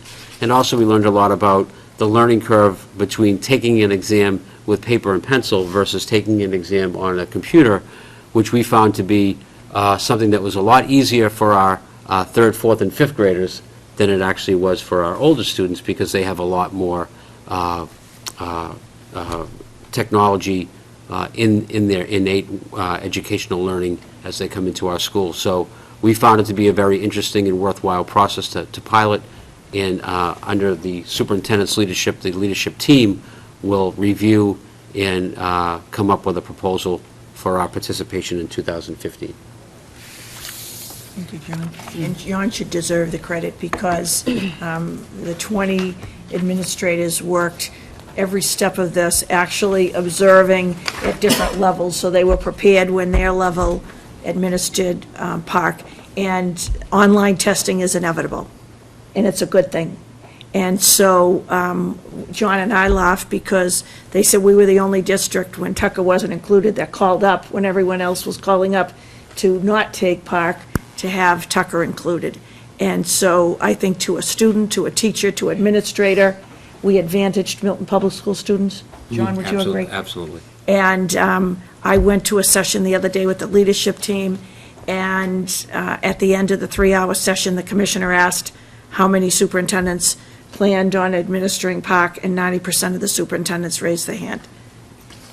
Again, to wait would be to, we'll have more discussions about this, would be to disadvantage. And I would tell you that in the discussions, superintendents said that their budget dollars have been for infrastructure, and they don't have the devices to be moving into this. But John has worked collaboratively with Leroy Walker over the last 2 years in the MFE with a plan to put these devices in the hands of the students so they're ready. And you heard the MFE tonight, there's a plan for devices, and it was very interesting to me. Some superintendents said they need infrastructure money. Other superintendents said they need money for devices. And the commissioner said that he had been in touch with Brian Joyce. So I contacted the commissioner's office, and I'm going to follow up with a letter that I give to the school committee about the need for funding from the state level for the infrastructure and the devices to be able to implement this testing fully, if in fact the state, which it does sound like, is staying with this aggressive plan. But, the good news story is John led the leadership group so that there were no surprises. And, again, the viewing public should speak to their children. You should ask teachers who have been involved. They want to partake. And online testing is going to happen in Massachusetts. Ms. Padera? So I just have two questions. The first one, the made-up word that Mr. Phelan asked Mr. Pavlicek, Dr. Pavlicek for. It's a real word. Is it real? That was my first question. No. That data that we're going to be looking at next year, because obviously we have some advancement issues that are tied to other things as well, but tied to MCAS testing, are we going to be able to use those PARC results to see how we're progressing every year? Is that what they're talking about? They said the student growth, but are we also going to be able to compare one grade from the next in similar data? Because I think that's important if we're going to be when we look at that and trying to see if the advancement issues that initiatives that we've passed are working. So that's my first question. So the answer is the pilot data we will not be able to use. That's strictly for them to figure out what. But we'll have the MCAS anyway. We'll have the MCAS anyways.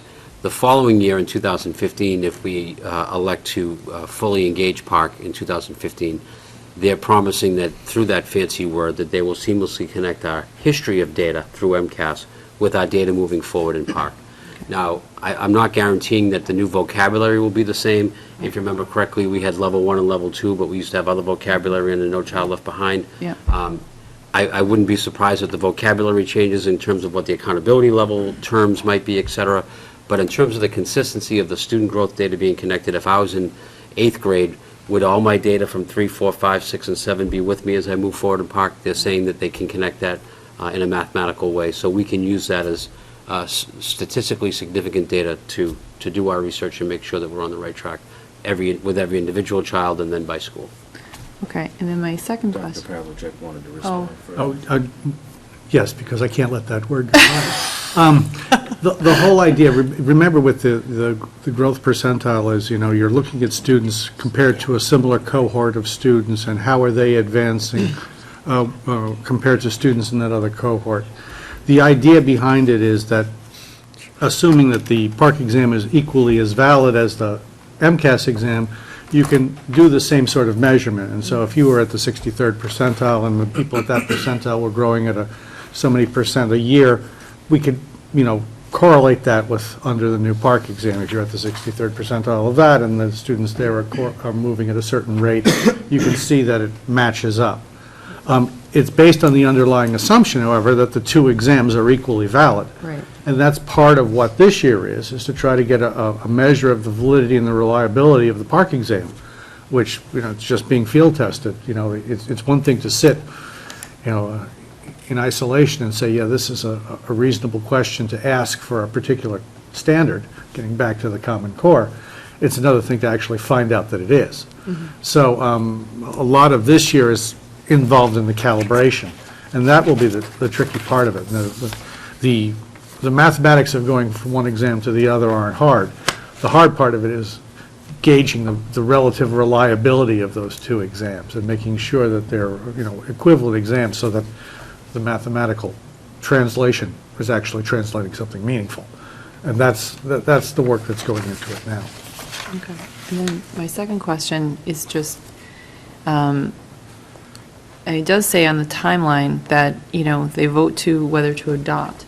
Now, I'm wondering if they vote to not adopt the park for whatever reason, if that should happen, which I think that it's, wouldn't, but if it did, then they say they go on to transition to a new model.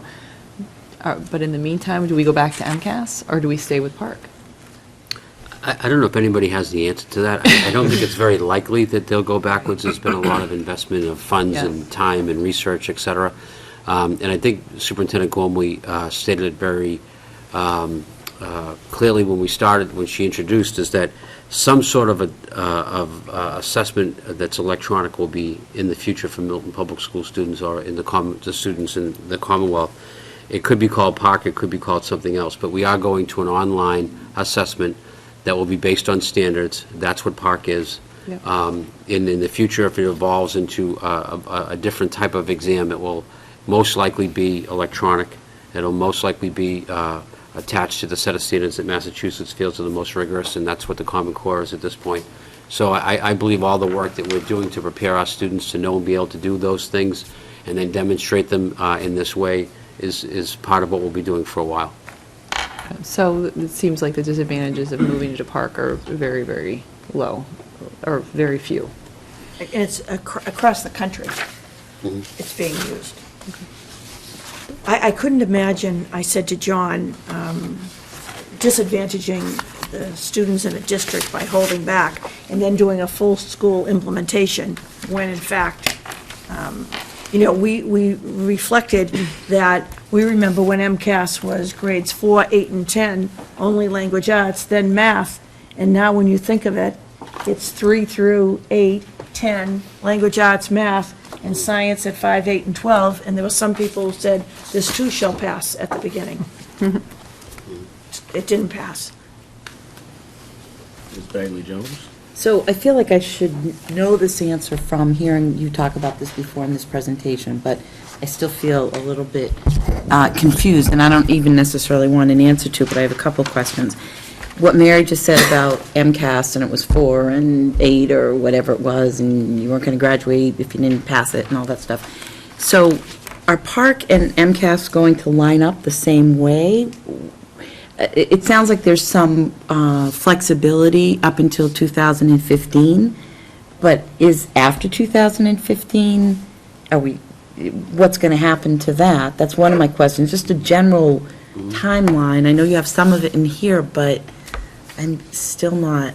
So what will happen is a decision will be made by the state whether or not they'll replace MCAS with Park. Okay. And then it will be one or the other. Okay. And then they'll pull the Band-Aid off and say that Massachusetts is going to be a Got Park it. district and a state, and that we're going Thank to you. use the state assessment. Because With your question, That's where it no was apologies. confusing. Everybody had to ask for it to be repeated. The implementation will be 3-8, but everyone in the state next year at 10 will take language arts, math, and at 3-8, and for us at grade 9, they'll continue to take MCAS and science. 5-8. 5-8, 5-8 and 9, and the high school will remain MCAS. So again, this is a partial implementation. Okay, can I keep going? Sure. So I guess where I'm getting hung up is it says district submits decisions, but then after that, so we could decide we're going with Park, and then in 2 years, the state could say, no, we're going back to MCAS? Right, so we're going to decide whether or not we want to do that main pilot in 2015. Yeah. And the state is going to evaluate how it goes for everybody that participates. And then the state is then deciding whether or not the state itself will decide to move forward with it. It's basically like a year 2 pilot, if you want to think of it on a bigger scale. Okay. And so the state is then reserving the right to continue to have discussion with educators and the public. Not that I work for the state and should be doing their work, but then they'll decide whether or not the Commonwealth of Massachusetts is going to be a Park state or not. Okay. I'll reserve my editorial comment on that.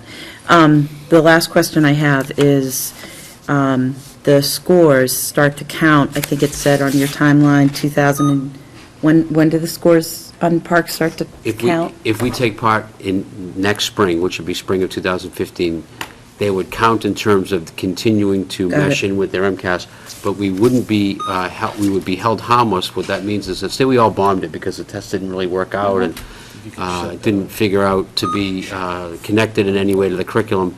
If all of our kids didn't do well, our accountability level would not go down. Mhm. So they're giving incentive for districts to jump in and do it because they, to Mary's point, it's like, why start the NBA season in 2016 without playing the preseason in 2015? Right. So they're hoping that everybody does it in 2015 to give them more data and more experience at a larger scale to make sure that they work all the kinks out. And that's helpful, but what I was also looking for, and that explains a lot, is what are the consequences going to be? Are they going to be the same as they are now if kids don't do a certain level and leading to schools? I think that the We way... don't know yet? Yeah, I don't know the terms, and we've kind of talked a little bit Right. about that. I don't know what they're going to call it in terms of your accountability level. I'm sure they're going to try to keep the vocabulary the Okay. same. But I think the idea will be the same, that Okay. students in schools, in districts, will be giving a certain level of accountability status to demonstrate their proficiency as a district or as a school or as a child. Great. And it will be along the same lines as MCAS Okay. in general. Thank you. Ms. Kelly? So for the Park testing, they refer to performance-based and end of year. are those both going to be implemented, or is it just end of year? Both. So compared to the amount of time that we spent in previous years on MCAS testing versus proposed with Park performance-based and end of year, what's the difference in time commitment in taking kids out of the classroom essentially? I don't know the exact answer to that question. I can tell you that the sessions are not untimed, so, and that's actually a point of a little controversy, but the test windows are determined. They are not as long, and the hope is that there's not as much technical testing time taken out of the schedule, because those sessions are shorter.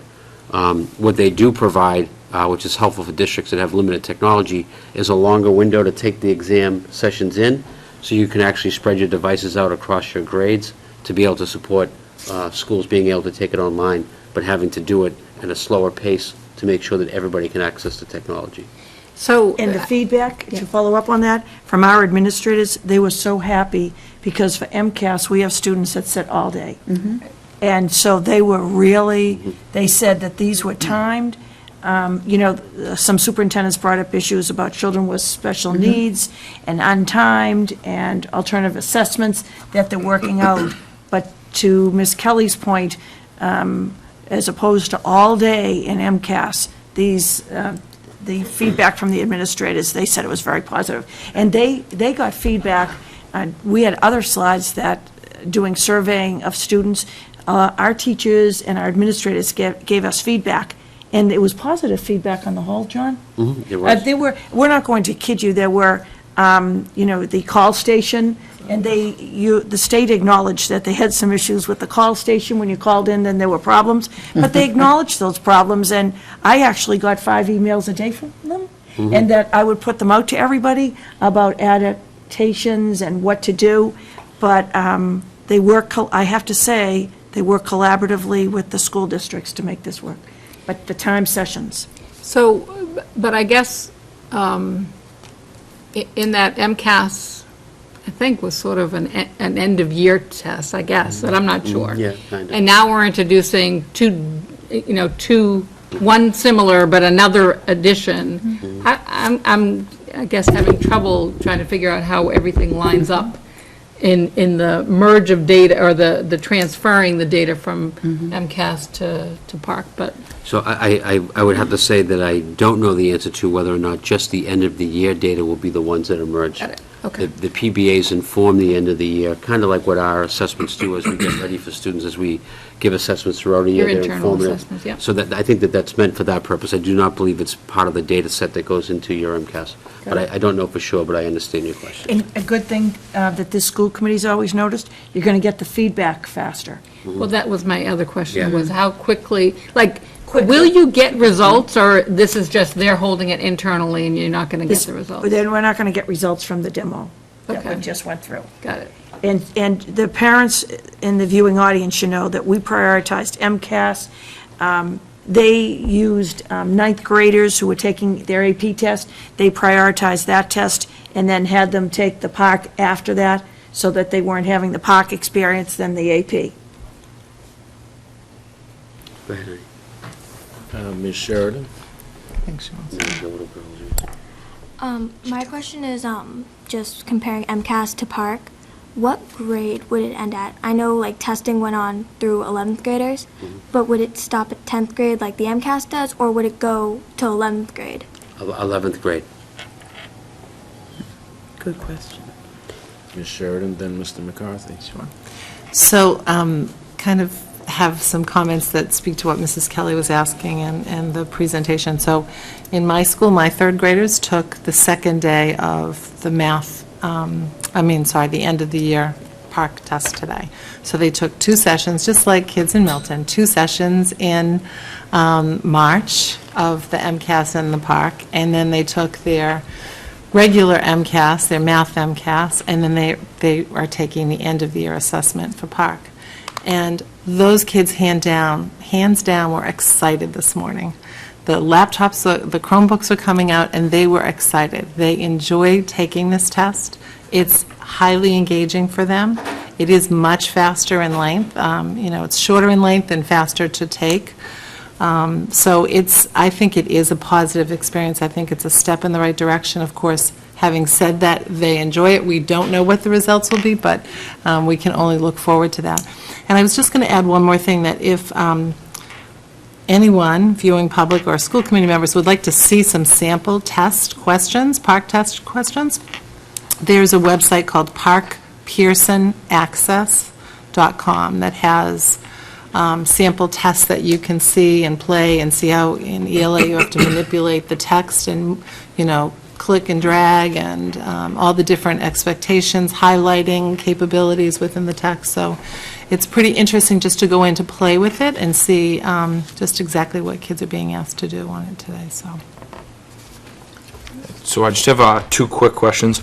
My first question was just, again, compared to the MCAS. The MCAS, the way it was evaluated in high school, I felt had its flaws when it came to taking the math, English, and the math and English in 10th grade, whereas in 10th grade you could technically be in a certain math class where you have a friend that's in a higher level math class or a lower level math class. And that's from course 1, course 2, and course 3.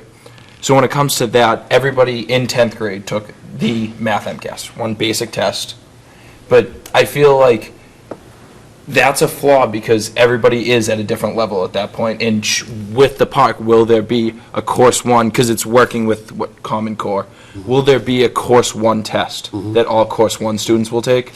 Yeah, so that's a great point, and that's why the district went to course 1, course 2, and course 3 years ago in preparation for this type of expectation. So in 9th grade, you'll take a course 1 park test that will basically be like your final for course 1. And then your sophomore year, you'll take a course 2, which will be your sophomore year park test, which will be like a final for your course 2. In the same, so that's why it goes to 11th grade, because that's your course 3. Kind of like how biology works for MCAS now. You take biology in 9th grade, and your final is basically your MCAS, and then that's what the teachers use. So that is that question is exactly has been remedied by our curriculum, because not everybody does it the way we do it, and we feel we're advantaging our students to do so, because you're being assessed on what you just learned that year, and it's all cumulative for that end of that year. So the answer is yes, we do it at the end of every year, in line with how Park assesses at the end of every year through 11th grade. And then one other quick question is, I don't fully understand why the data from this year, like I took the Park, I took the sampler this year. Why is it that we aren't getting the information for it? How are we supposed to really evaluate whether Milton High School is fit for the Park exam if we don't see all the information? The purpose of the pilot was for the publisher and the creators of the exam to see if the questions matched up with the standards. So they'll look at it from that lens. It wasn't meant to have the districts be able to see how their own children did, even though Courtney Walsh and all your teachers wanted to know how you did in that.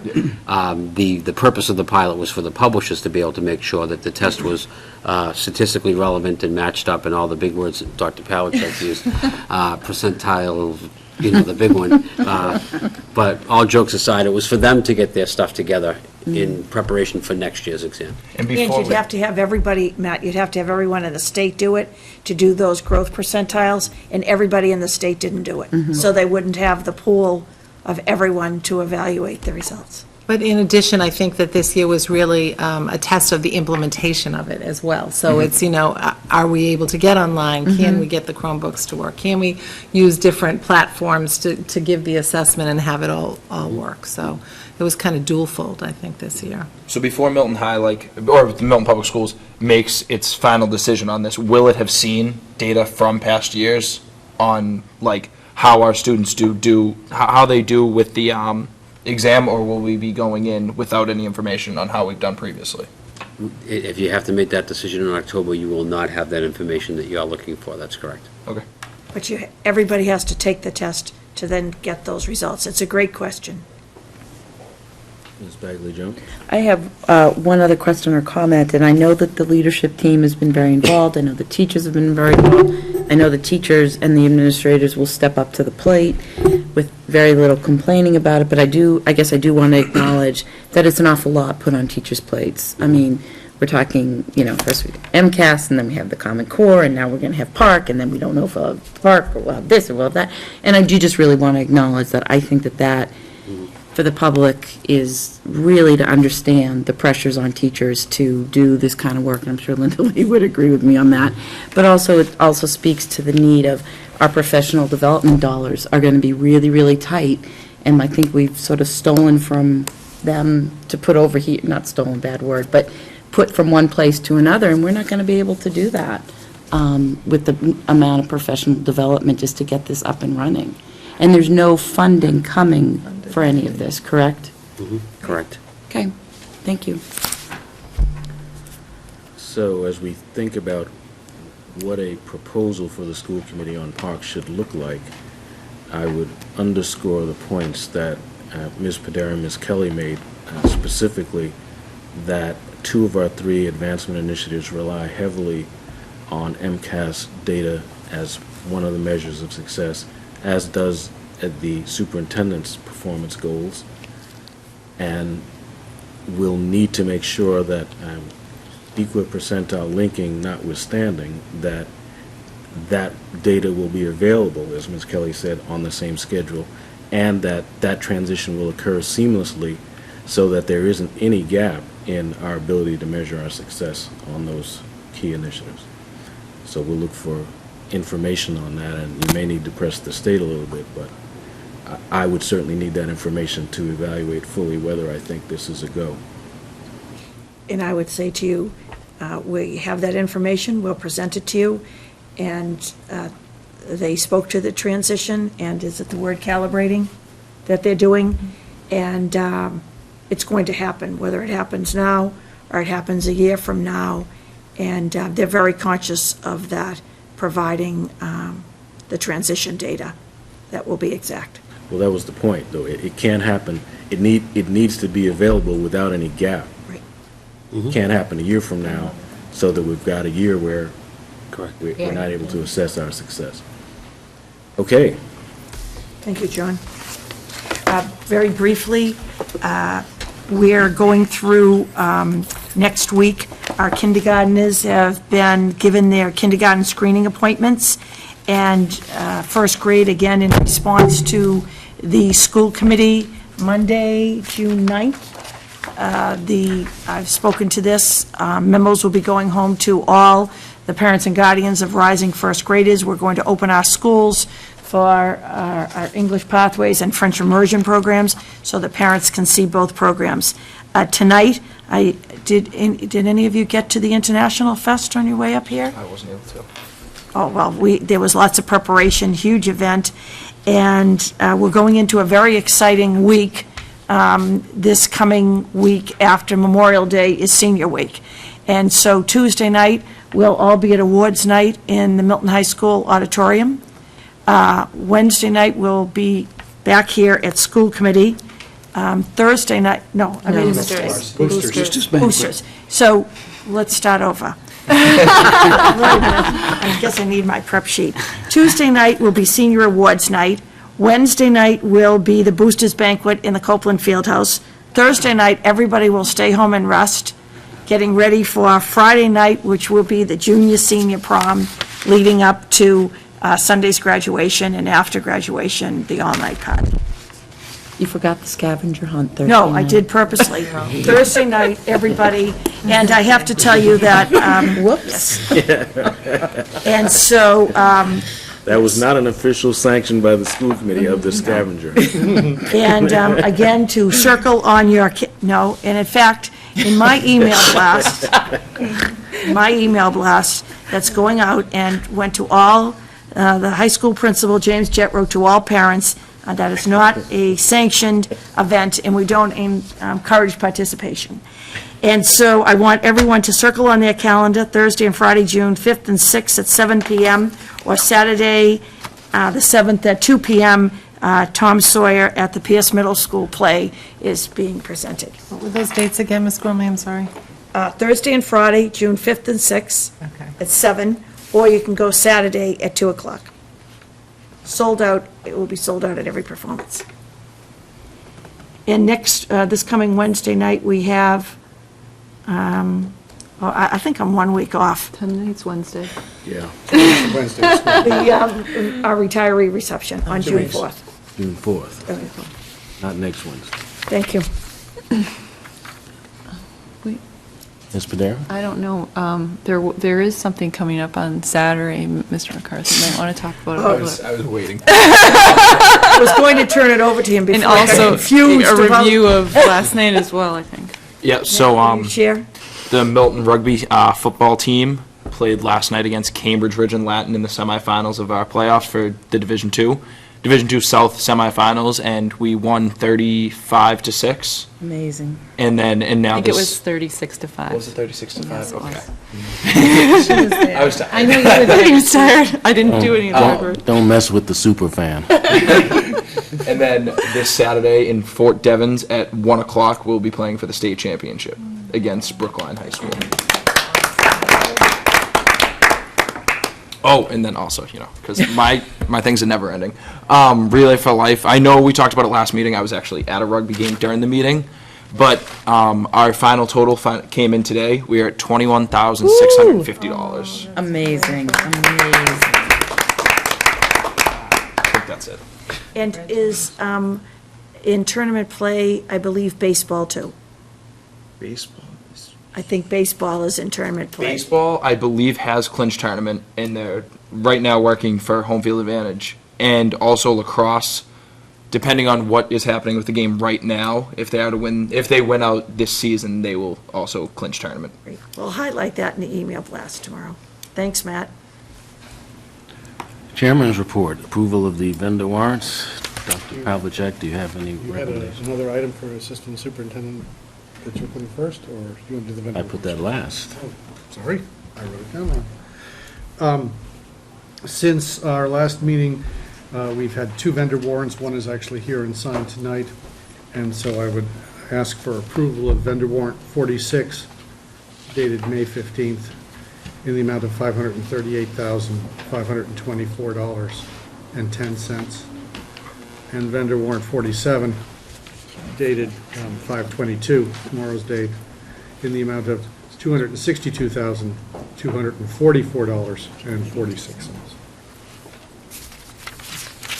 So move.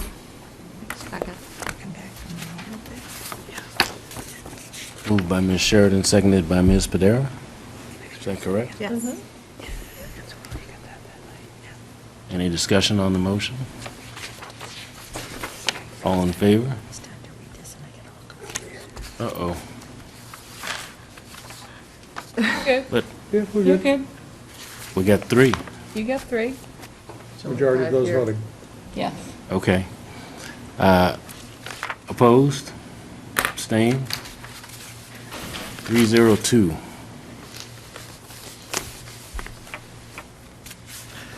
School committee subcommittees. You have in your packet a revised sheet which lists the standing committees, which are Finance Subcommittee, Policy Subcommittee, Health and Wellness Subcommittee, and what I'm calling School Committee Representation, which includes the Town School Consolidation Committee, MPEG, Milton Foundation for Education, Town Capital Improvement Planning Committee, Consolidated Facilities Committee, or Liaison. Is that still active, Mr. Zulus? Not as far as I know. But we can get it going if we need to. Let's take it off. Facilities Subcommittee, Payroll Warrant, and the 5-year Financial Plan Committee. Mr. Walker? Yes. So the facilities subcommittee is in fact a subcommittee of the school committee and not a town facility subcommittee?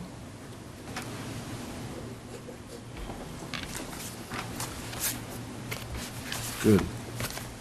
So those amendments being moving Facilities Subcommittee to the Standing Committee section and deleting Consolidated Facilities, and I'll entertain a motion to approve the subcommittees and their assignments. So moved. Second. Moved by Ms. Kelly, seconded by Mr. Zulus. All in favor? It's unanimous.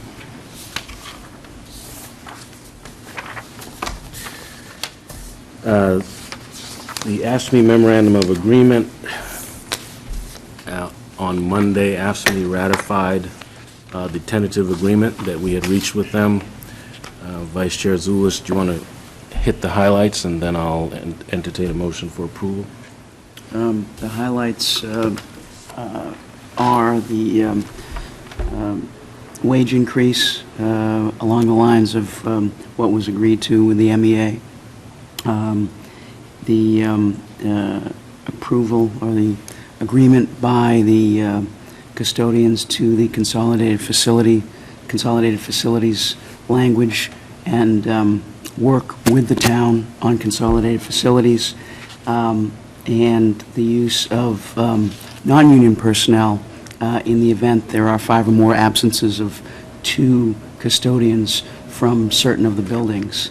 And so I think those, in my mind, are the highlights. There may be some additional things you'd like to add. In my mind, those were the primary issues. I think it was a good effort by the teams on both sides. We worked at it starting last August through, I think, March or April of this year. Met on several occasions, teased out a lot of issues on both sides, and I think we came to an agreement that neither side was thrilled with, but both sides were satisfied with, which I think reflected the effective compromise on the point. So I think it's a good agreement from the perspective of the schools and the town. I also think it's a good agreement from the perspective of the union, and so I certainly support it. I'll entertain a motion for approval. So moved. Second? Moved by Mr. Zulis, seconded by Ms. Padera. All in favor? Opposed? 4 to 1. What do we just vote on? AFSCME ratification. And I added clarification of school committee authority for assistant superintendent appointments.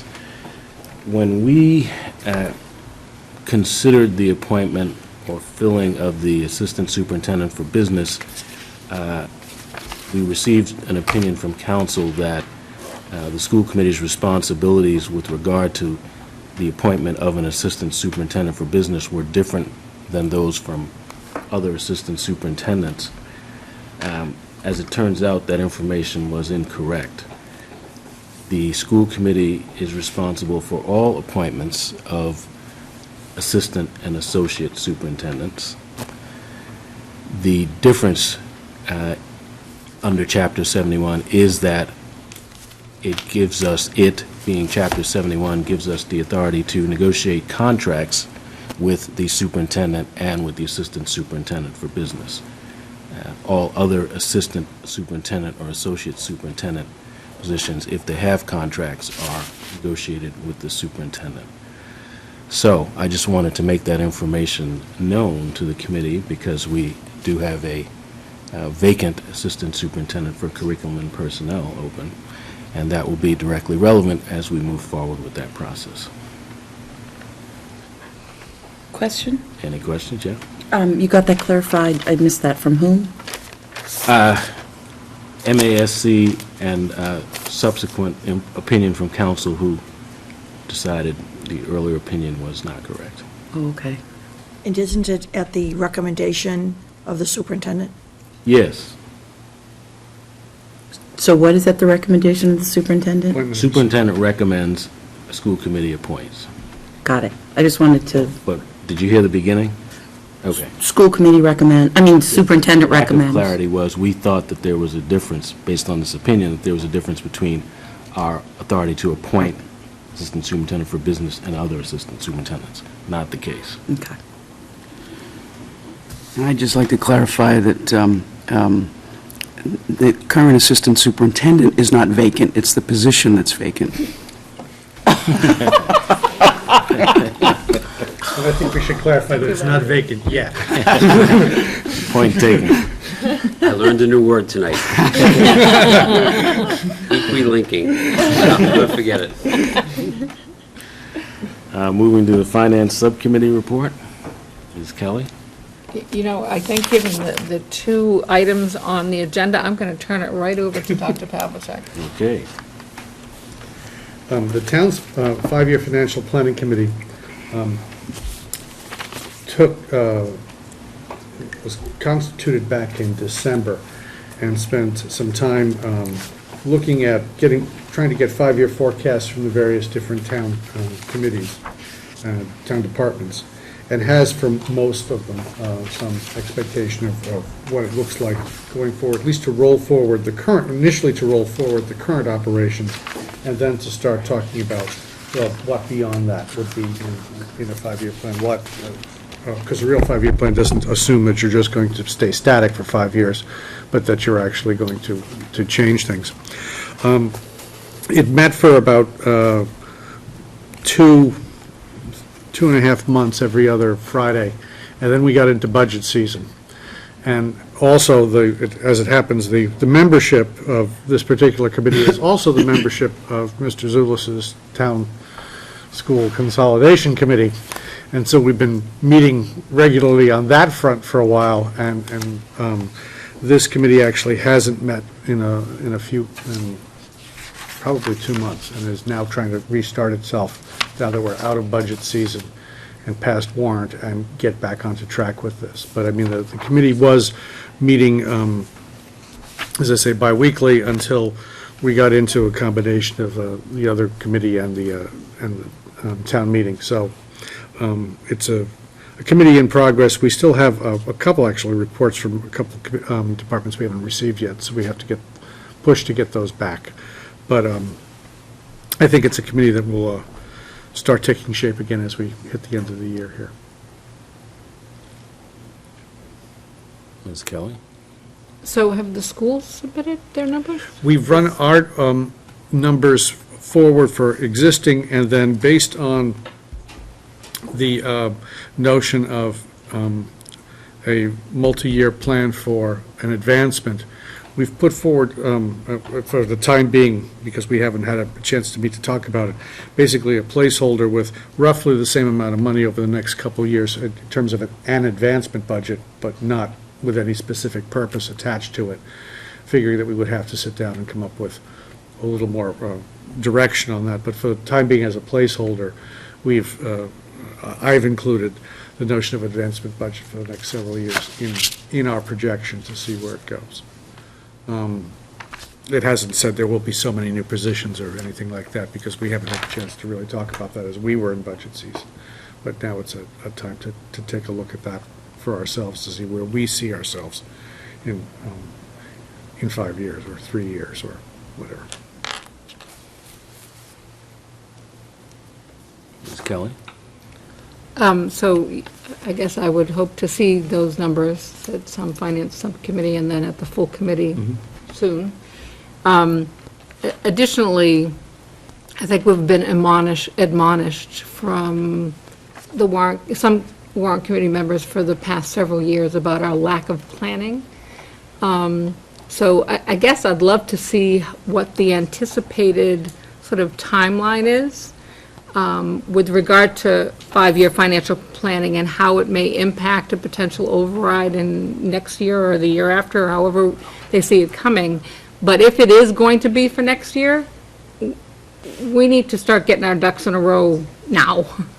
And so if that committee could perhaps entertain the possibility of creating a timeline that might get them to certain data points that will help inform how that process moves forward, I think that would be beneficial. I think informally, we've talked about having something in place for the beginning of next academic year. September-ish is what we're trying to look towards, getting at least a general forecast of the scope of the town budget for a few years out, to see how that plays. Try to get it, the goal is to get it for the fall. I would say that it's a little harder now. We're going to have to meet a little more often in the summer, given that they didn't meet so much in the spring. And we're going to have to pull a little more data together. But I guess if we're looking for anything out of I guess I don't know whether we should put in quotes, normal override, like something that looks a little bit creatively at how we're going to address longer-term needs, I would argue that coming into September with just sort of the numbers, I don't think that's going to make a good timeline for people to really start getting educated on it. So, again, and I don't want to put all this on you, and if you need additional help from other, the school committee, the Board of Selectmen, or whoever, I think we really need to start thinking about this, because we will get caught flat-footed. We know what happens when September begins. All of a sudden, we're, boom, into budget year, and we haven't really had time to think, strategize in more of from a long-term perspective, rather than reacting to, oh, this is how much money we have, and therefore, blah, blah. I think, at least that was my hope of a long-term committee such as you're on. And if that's not the appropriate body, then maybe we should think outside of the box in terms of creating another committee that would start looking at that. I think that goes to the question of what is the deliverable? What do we think the deliverable looks like? Do we know? I think the initial deliverable is an expected rate of growth of the town's budget versus an expected rate of growth of its revenue looking 5 years out, to see where the gaps start to play out. We know where the gaps are starting to play out. They're starting to play out very shortly.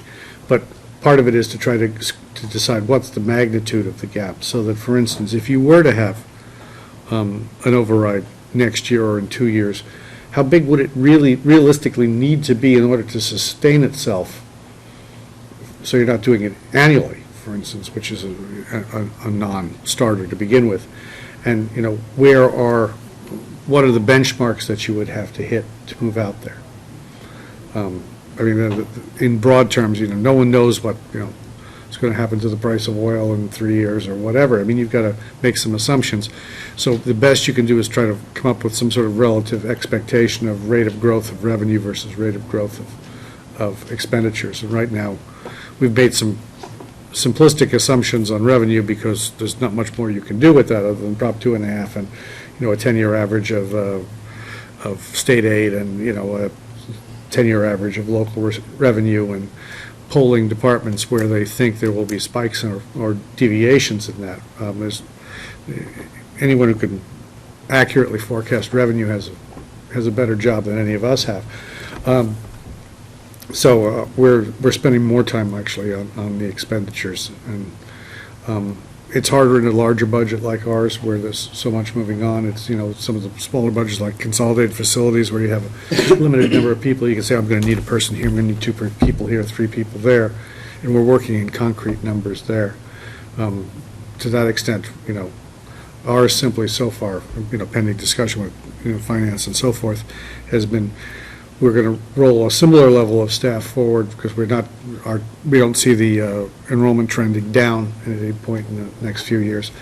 And we're going to have to, we will have obstacles, and an achievement, advancement budget, I think, is going to be a fact of life for a while, and we have to budget for that. And if we don't need it, that's wonderful, but we need to work, I think, on that assumption, that there will be things we need to address and things we will want to improve upon.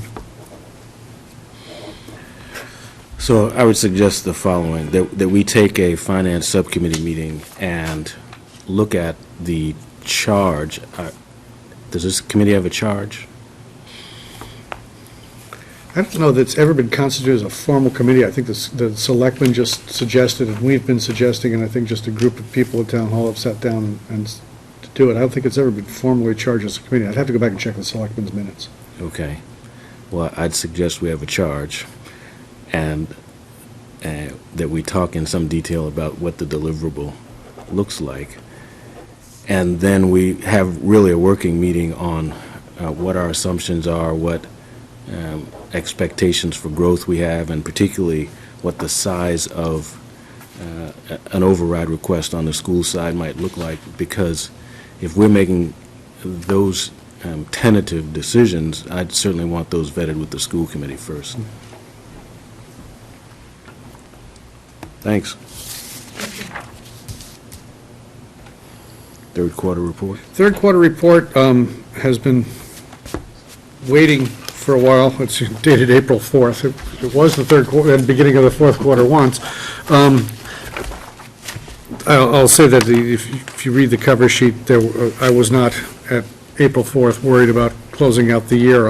Rather than reiterate this, I'll say that we went through an exercise in the business office today, looking at more like an 11-month report than a 9-month report, and I'm still comfortable where we are in terms of the year. We ran out our projections for salary for the rest of the year and compared them to what our budgets are to see where we are with that.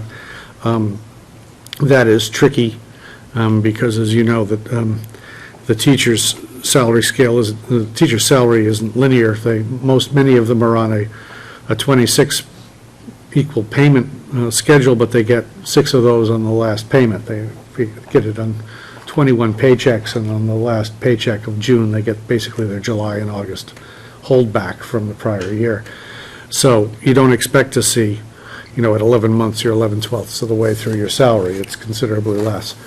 And the other problem is that town's particular financial software is incapable of actually forecasting what the encumbrance is going to be, so we have to do it by hand. So it's done on spreadsheets, which is much more labor-intensive than being able to hit a button on a piece of software and tell you what the encumbrance is for the rest of the year.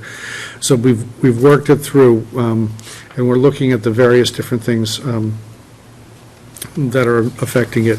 And at this point, we're not worried about closing out the year in anything other than a good position.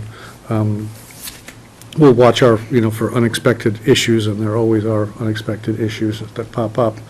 But at this point, we're working down to the, it sounds like, on a $40 million budget, you have $7 million left. It sounds like it's great, but as I say, there's that big salary bump at the end. I mean, $5 million of that is, almost $6 million of that is salary. So we are crawling down to the end of the year here, and so we just have to keep an eye on various different things. But special ed has been coming in well so far. We're not, that's always one of the largest unknowns. And we've just received our last payment of circuit breaker for this year, so we haven't used that yet. So we have some circuit breaker money still in case special ed does.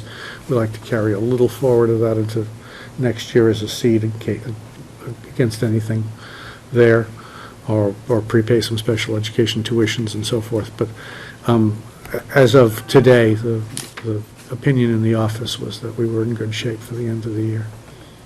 So that's my updated 9¾ report. So thank you very much for that. It's good news. I would move that we accept the third-quarter report and have it posted on the website. Can I ask a question, though, before we vote on that, or do I wait? Let me take Can we the get a second. Okay, second. Do I have a second? Moved by Ms. Kelly, seconded by Ms. Bagley-Jones. Ms. Bagley-Jones, question. Can you just clarify number 2 on your first paragraph? They're paid for July and August at the end of June. Teachers have an option of being paid either in 21 equal payments in September through June, or they can spread it among 26 payments as if they were being paid on a 12-month cycle. But they get, because it's a different fiscal year for the summer, they get the final, actually, 6 payments on the last payment of June. They get, on the 21st payday, they actually get their July and August salary. I mean, they've already earned it. The year is over. So it's been held back for purposes of budgeting on their part. They have the option of doing either. And many people opt to hold it back, so for budgeting purposes. So it just, it makes it a little trickier to roll forward because, aides aren't paid over the summer or anything like that, so at this point in the year, you're 9/10ths of the way through the aide salary, but you're only, 3/4 of the way through a teacher's salary, you're 11/12ths of the way through an administrator's salary, and they're all different portions that you have to work out to see exactly where you are at this point in the year. So there's a bunch of different scales, and it just has to be meted out a little carefully. We're watching the substitutes line. We're going to be a little over on the substitutes line, for instance, this year, I know, because there were, at one school, a fair number of maternity leaves this year, so that's eaten into our substitute line. But we'll, you know, there are the pluses and minuses here and there, and everything evens out as we move along. Thank you. On the motion, all in favor? It's unanimous. Sorry, if I could just ask, and I appreciate that the previous 2 quarters reports have been posted, can we also post the cover sheet as part of that as well? Because I think for Oh, those I that did the work. don't read Oh. spreadsheets really well, your summary is a very good one, and I Yeah. think it helps out for people to understand. Thank you. Easily done. Policy Subcommittee? Vice yes. Chair Zulus? Yes, I'm on. Member Kelly? My hope is that our television ratings aren't flagging with the hour, because these are exciting times in this policy subcommittee. And I hope everybody stayed with us, because we have a lot of exciting things to report. So how's that for a tease? You better live up to it. I know. So the policy subcommittee has met on a couple of occasions, and there are, by statute, a couple of policies that we need to update. First is the anti-bullying policy. Last month, the governor signed into law an updated anti-bullying law, and so we need to go through the process of ensuring that our anti-bullying policy complies with the updated anti-bullying law.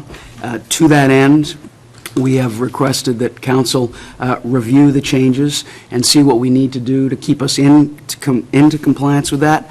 We hope and expect that will be completed prior to the next school committee meeting, which I think is on the 4th of June. And so I'd ask that we put on the agenda for that meeting a first reading of that updated anti-bullying policy. So that's the first exciting development from the policy subcommittee. Second, and this is where it really gets fun. The state has also put into place a legislation over the last year to require fingerprint-based national background checks for educators. And so in order to comply with this new statute, we need to look at our background check policy, which I think was last updated a couple of years ago. We have some model background check policies that purport to comply with the new statute for fingerprint-based national background checks for educators. The primary one that we have is from the Massachusetts Association of School Committees. This policy is quite different from our existing policy, as is expected. It adds a lot of wrinkles to what we have. And so the question on the policy subcommittee side is, do we take what we have and try to update that based on the statute, or do we take the new model policy and try to tweak that based on what we think and what, the different options we have there? I think the view of the policy subcommittee, though we didn't vote, I think the view is that we take the updated policy from the Massachusetts Association of School Committees and use that as our base to update our background check policy. And so that's what we would propose to do. And again, I think we'll be in a position by June 4th to have a first reading on that, so I'd ask that be put on the agenda for our next meeting, a first reading of an updated background check policy to comply with the, the new statute on fingerprint-based national background checks for educators. We have also begun to look at our entrance age policy, which is in effect. More to come on that. We have a little more work to do on that. I don't think we're ready for a first read on that. We need to do a little bit more and get some feedback from the administration, but that's something we will probably suggest that we look at over the next month, perhaps the next 4 to 6 weeks. And finally, a little bit of a long-term project. We've begun to go through and try to match up our existing policies to some of the updated policies on the MSC website. But again, that's a little bit more of a coming attraction because we have a lot of work to do on that. But it's fun, it's exciting work, and stay tuned because we have a lot more to give you. And that's the policy subcommittee. I'd just say you're lagging far behind the level of production that Ms. Sheridan and I had when we were. Well, I think I believe, it's, Mr. Zulus, that's a challenge. I think it's fair to say that we've had a few more challenges with new statutes that you may not have had during that year, but That's fair probably- enough, it's probably fair enough, fair enough. Question? Well, I don't know if this is appropriate for the policy subcommittee, but the folks here have done an awful lot of work on the anti-bullying, what's it called, the BPAT, what's the committee? And I know that they've incorporated our policy into their work. Does it make sense to involve them in some discussion about it before you bring it back to us? It sounds like it does. I have it down to forward to Lisa Valdron tomorrow. Okay. Great. And, you know, either in our committee or here.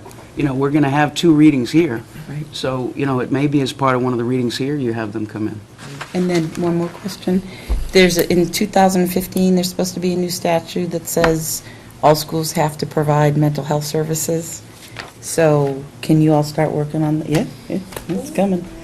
So that might be something, it's a bill that has to be passed, but that's the bill, that in 2015, all school districts will have to provide mental health services, which I am totally in favor of. Let's say all grade levels? Yeah.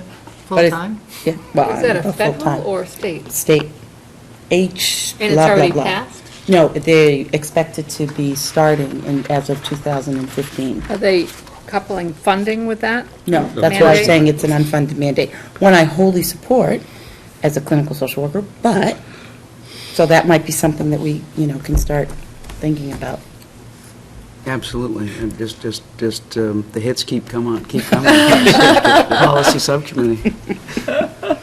It's a new and happening committee to be on. That's right. Line up at the door. We're always open for feedback. New members. Yes, that's right. So, Kristen, that's a requirement that has already been authorized, or it may be No, authorized? but it's going to be authorized. We talked about it in Health and Wellness a while ago. It's been in whatever you call it, in progress for a couple of years. Where is it has it been passed by the legislature?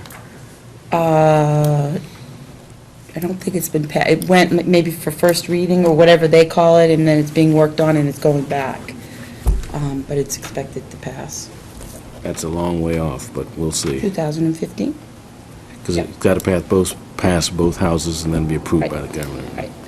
But it is something that I believe will be here, so it's a good thing since this committee is so active that they can start looking into it. Not like Well, we they- don't have any other work to do. Yeah, right. Okay. No citizen speak topic response. Next meeting agenda items. I have a few. I'm going to add a section under the chairman's report, which is called follow-up, the purpose of which will be to try to capture those things that we've identified as important and we're trying to bring to fruition. So I'll try to keep the list relatively short each meeting, but starting with the June 4th meeting, I'll have some items on that agenda. Also want to talk about the retreat format and schedule. Also want to talk about the school committee schedule for fiscal 15. And per Vice Chair Zulus, we have anti-bullying and background check policies. Ms. Sheridan? You forget me down here. No, I don't look that way all the time, but I'm sorry. I got you covered, though. You do. Mike's I wearing would, my armor. much like last year when we had a nomination for the MASC award, Yeah. I would like to propose that we add to our agenda a potential Sure. award for that for this year. So I've been working on it, and Okay. I'd rather not say publicly with Mrs. Padera's help, not say publicly yet who the award is for, but. It's not Becky, is it? I was going to say. I'm working all year. Yeah, right. Politicking. And I would send it out to the committee before, so Okay. you could read it Great. before we take a vote. We just go over this again. I wasn't prepared for this. So the retreat format on the agenda And schedule. and schedule, For That's the, one, retreat format and schedule. yes, FY School 15, committee schedule for fiscal 15, anti-bullying and background checks. first reading, and now MASC nomination. Yeah. Ms. Sheridan? And I wasn't here, I'm sorry, at the start of the meeting, but I would like to just say a few words. I would have asked to have it be put on the agenda about the We Are Milton festivities. Okay. Could I have a moment to say that? So, You want to talk about that now? if that's okay. Sure. Just take a minute. So We Are Milton is sponsoring our second annual Milton Music Fest and Fireworks, and it will be held this year on Saturday, June 21st. Hopefully, it will not rain that night, and if it does, it will be on Sunday. But it will be again held at Hutchinson Field, right on beautiful Adams Street, looking out over Boston. And this year, we're going to kind of beef up the activities for children, so it will start at 6 o'clock in the evening, and we will have group karaoke singing for kids on the stage. We're going to have face painting. We're going to have some special visits from some of our favorite characters, and even Elsa from Frozen. And the festivities, the music portion of the evening will include Kelly and Caitlin Neville, who are Milton residents, but also award-winning country music stars. And we will also welcome this year Rebecca Lieberman, who is a Milton High School alum, and it's Berkeley, right, Glenn? Berkeley. She's at Berkeley, right. Another exciting performer this year will be Rhea Eaton, who was a member of the season 6 of The Voice. And when you see her, you'll recognize her, I'm sure. She's very talented, and she's very excited about coming to perform in Milton. Quincy Choral Society will kick off with some patriotic music, and the Boston Crusaders Senior Drum and Bugle Corps will welcome in the fireworks. So we're really excited about the lineup that we have, and we really hope that families plan to save the date and come out and spend the evening with us. We'll have more food trucks than we did last year, more food offerings, and we'll also add a special thing this year. We're going to have a Sunday afternoon Celtic festival. We're going to take advantage of the fact that we have this beautiful stage up on Hutchinson Field, and there'll be an afternoon of festivities that maybe I can talk about next time, involving Irish festival music, so. Great. Mark the dates on your All calendar. funded by? I'm sorry, thank you. All funded by our wonderful Copeland Family Foundation. Thank you. You know, except for the food trucks, it sounds like a meeting of the policy subcommittee. You know, when you met this afternoon, I did see fireworks come from that room. Didn't want to go in because I didn't want to explore it, didn't have the right gear on, but I didn't see that happen. Was that when he was here at 7 this morning? Or at 5 tonight? Mike Zulish telling you, you're doing well on this vice chair. Move his chair and see what happens. I'm reflecting the glow of the year of Padera.